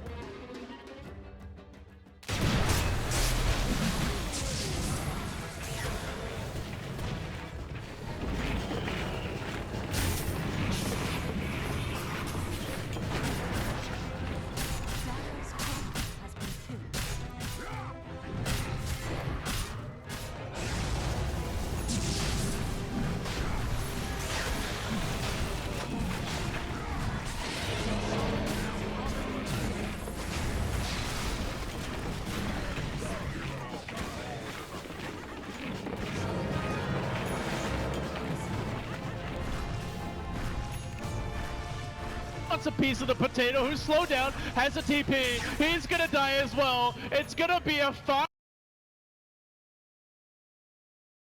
I believe Jules might have TP'd out, but Jesus, just not worth it, guys. I really thought that they'd take the advantage for a clean take the opportunity for a clean disengage there. I mean, you saw the bonus armor on display as Omnislash just tickled Huskar, but nope. Mski stick around and get punished. This is kind of one of the inherent issues with Mski's draft and how we were kind of saying they needed to snowball really hard. It's see a disruption here. Uh-oh, Jules in a lot of trouble. Does have a single heal available, but so much damage over time streaming in, and Warriors Gaming just unfazed by that Roshan. Yeah, they made a really good commitment because they understand how strong Tinker can be when you have the Beastmaster Hawk to teleport to. Because normally, you know, I don't think he has Blink yet, right? Nope. So if he doesn't have Blink, he cannot get to the high ground. He did. He picked it up relatively recently. Okay. I think he might have gotten it in the middle of that fight. Not sure he had it before. I don't think he had it before.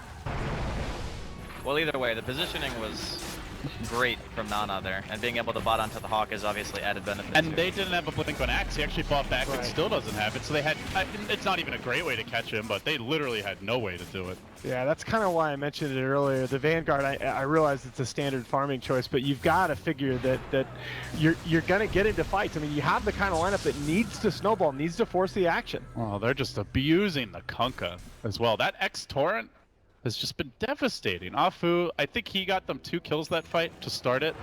And it's like no risk kills, right? And really low cooldown. Whereas Mski, when they want to fight, they're committing long cooldowns, whether it's the level 2 Grave or the Rock, and then Warriors Gaming just reset, start spamming March again, and go for round 2. Yeah, you said the key words there at the very end, and that's spamming March. You saw Tinker's March spam just kept Mski out of the fight down by the Roche Pit. Warlock was able to finally get in, walk in, and get off a multi-hero Rock, but nobody else was in position. This will be a heartbreaker for Mski if they don't end up taking this series after how hard they worked. Closest to beating Faceless. Oh, and let's be honest. I mean, throughout the entirety of this regional qualifier, they have looked like the second best team behind Faceless. Not even close, really. Yeah, I actually do think that it would be more than an upset if Warriors Gaming were to take them down here. But I mean, they're making a really strong showing here in game number 1. You could also say that a large part of that is attributed to the fact that Mski picked Huskar. I mean, that's in a pretty bad Huskar game. Sometimes a last pick Huskar can be great. This game, he has a really good team to support him. It's just that the heroes that he's playing against don't care that he's Huskar. Yeah, you also have to wonder if stamina comes into play here. Mski just played 2 super long games. I don't think stamina makes you pick Huskar. All right, fair enough. Well, I mean, normally the game's going to be quick, one way or the other, right? I mean, that's actually a good point. Maybe I don't think that's why they picked him. I think they just legitimately felt that they could make it work. Yeah, of course. I don't think the Potato just randomly picks stuff. He obviously has his plans.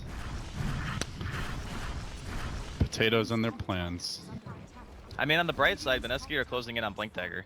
So when the Axe gets that, they'll actually have some method of initiation onto the enemy team, where we saw how annoying it was for them to try to fight into March without a Blink. They can instantly 5-man wipe Warriors Gaming if they get a good Fatal Bonds with a Spend Stormhammer. Echo Saber is now up. Level 2 God Strength also available.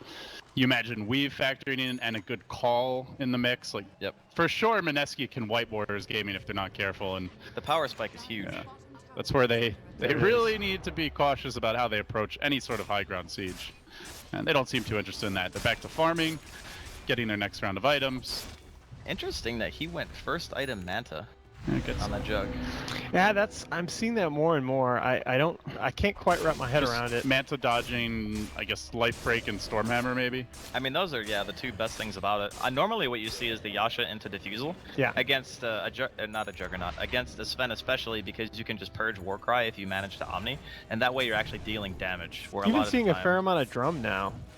Yeah, Drum is a thing too. You know, it got nerfed into the ground and people had gone away from it for a while, but that's kind of back as a jug item.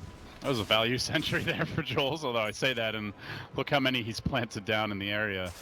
Just trying to deal with that Hawk and the aggressive wards. Man, that is a huge... How many sentries do they have? Man, I've seen a lot of sentry plays today. I'll tell you that 2, 3, 4, 5, 6, 7, 8, 9 sentries currently on the map. Yeah, he really hates that freaking Hawk. There was a game earlier where the Naga bought like 30 or 40 sentries for his supports, and it was just like freaking Hansel and Gretel, just breadcrumbs everywhere. And you know what? That's actually not just a meme, right? Because one of the things we've seen from Mski throughout the tournament is that their supports have generally been way ahead of the enemy team in farm. That's a lot of investment in sentries, and you can see it's Kunkka, it's the other team support that's got the mech early on. Mski now behind in that respect. He's almost got Greaves, actually. Yep. He's like 200 and some odd gold. Or no, he's more than that. He's like 400 away. By the way, he hasn't taken any points in Tidebringer, and this is a very big departure from that Lanham build where you get the arm, or attacker build, I guess, as well, where you get the armlet, you max the cleave, you kind of play a semi-core farming role, but... Yeah, I think Jimmy builds his Kunkka this way. Mski are going to smoke Afu, and it's such a good position to break it. Hey, come back here. Where do you think you're going? Torrent does come through, though, and the Sven is purged. He can be controlled with this. The Rock gets dropped to counterplay it, and they just look to shred him. They will bring him down. The dunk coming through as well to secure that kill. Afu dead, but now they're on the run. Ajit on the chase. He's got an Omni Slash available, and he will slice up that potato, making some delicious French fries in the process. Now he wants a piece of Miracle. Blade Fury comes out. Miracle on the run, but the magic damage is too much, and Ajit just keeps on chasing. He wants more Diffusal Blade kills. goes. He snares Ninja Boogie. The call is there, but Ajit might just kill both of them. This jug is big. He's bad and he's angry. And Tinker slams it home with a double kill laser. My A goodness. 5-man slaughter in the bottom lane. I mean, are these the same 2 support players that we've seen from Mski throughout the tournament? You just dropped Rock on a support Kunkka. I mean, I think it's more of the inability of the supports to really do anything. Maybe so. It's like those games where you're playing like this support Rubik, right? And you have that AFK jungle LC and you're solo supporting on Rubik and you are just trying to do anything that you can. Your comment is absolutely fair, my man. I've been spoiled by Mski supports. That's a kill. I don't know what happened exactly. That is really weird. I'm actually not sure. He was pretty far in. Because you can't purge laser, right? No one has like a Lotus or anything, so how did he actually kill him? I think the laser came out after the life break and some auto attacks. Maybe. Not sure. But yeah, it's probable that he just didn't react fast enough, but that's a very odd kill. It was pretty weird for Tinker to be on the low ground here as well. I mean, but not still, as crazy. Warriors game, like this is the kind of lineup that can make mistakes because they have the Hawk, they have a lot of potential to project mobility and force for the Tinker on the map. You know what I bet happened? I bet he lasered before life break because life break dispels. Yeah, that's right. Good man. Was Ags the item here, Draskell? For Tinker, I think it's amazing. Yeah. Okay. I mean, you do get the laser on both the Sven and the Huskar. Yeah, well, it's more than that. It's also the idea that if you're going high ground and you have Hawk Vision, you can just laser the crap out of everyone. Okay. And you can also rocket everybody as well, which means that you're forcing them back into the well with the March spam as well. It lets the Juggernaut hit the tower with the Beastmaster, and it opens up a lot of space for your melee cores to actually deal building damage. I like that. But I mean, I feel like for Warriors Gaming, they don't have to rush this. You know, they have the aggressive wards, they have the map control. They have excellent late game in their own right. Tinker is pretty ungankable. Sure, he dies, but it's because he jumps in onto the low ground, like at the enemy base. Do you guys overall favor either team in the late game? Should we get there? I mean, just given where we are right now, it's hard not to favor Warriors Gaming Unity. If the game lasts a very long time, it'll mean that they made some serious mistakes, and obviously Sven can always scale. Yeah, Sven is the X factor where if you go super late and he has Daedalus and stuff, you're running the risk of getting the old, Echo Saber double hit insta kill 3 heroes. And it's a tough Sven game as well, though. It is. Yeah. It is a Demonic tough Sven Purge, game. Roar. Huh. I'm not saying it's a big chance. Yeah, I'm just saying. it's always possible. Yeah. Interesting. Yeah. So Aether Lens for Tinker now. This is kind of like the build, isn't it? I mean, I see a lot of Tinkers do this. The old Dagon E-Blade is just not really a thing anymore. We don't really see Hex Rush. Well, your damage throughput is just so much higher with this build Right. because you're hitting so many more people with abilities. It's like insane. And especially you have so many finishers, the Jug Omni, the Roar follow-up, even the Poison stack. So. Yeah. Does the Ether Lens actually extend the range of the laser bounce or just the cast range of the laser? I think it's just the cast range. Yeah, that would actually be OP if it did. It's just the spell cast range, yeah. 700 bouncing laser range. God, that would be completely insane. It'd be like Bounty Hunter Shuriken on steroids. Yeah. Alright, so Roshan being done here by WG. Doesn't look like there's any reaction from Mski. No, they can't contest. Man, their lineup is just not good from behind. I mean, simply put. I mean, we talk about the Sven having Is the any ability Huskar lineup good from behind? I mean, there are some situations where the Huskar can actually still live through a lot of ridiculous stuff. Yeah. But the problem is when you're against Tinker and Beast, it's like you're gonna get roared, or the Sven's gonna get roared, and that's just a dead hero pretty much. Yeah, Huskar desperately needs that advantage in control, and I mean, I've seen games where it's like Huskar versus Gyro or something, and even late he can still be a real problem. But they have Soul Catcher, they have Roar, Purge. Yeah, particularly with the Tinker ahead. And Omni Slash is also very good against Huskar. And this Jug is big. He is way ahead of Sven. Ajit 7-0-4 and up in CS. You do not see Sven down this much to a Jug very often. Yeah, their map control just doesn't exist right now. So he's going BKB. Question: do you actually go MKB? on Husker? Yeah, you do sometimes. The biggest thing here, I mean, they have so much that goes through BKB, right? They've got Purge and Roar that goes through BKB. Obviously, BKB is going to stop Kunkka's combo, and BKB gets off the mischance. But of all those things, the mischance is really the big thing that's screwing you in these fights. I would agree. I also think that BKB can sometimes be detrimental because I'm pretty sure you can't get graved if you're BKB'd. Right? Isn't that how it works? I believe that's true. Oh, nope. Pierce's spell immunity. Oh, you yes. can get graved. Okay, then it's fine. I thought for a second, I don't play much Dazzle, clearly. So. You don't play much support. No, period, I don't play much support. I just thought for a second you might not be able to grave, because I know that, like, you know, Omni, for example, you obviously can't heal repel targets and stuff like that, but I guess it's different. No, so. and in fact, I'm pretty sure I saw it happen earlier today. It's just late. If Winter were here, he'd be flaming you, Andy. But of course, he's Winter would flaming be me flaming now. everyone. I'm sure he's there in chat, just happily banging away at his Every keyboard. time I say something, Winter flames me. Dude! Whenever it starts with dude, it's, you know a flame is coming. Pretty much. It's like we miss you, Winter. But BKB now complete on the Huskar. Coming soon, actually, is done on the Sven. So they get the double BKB.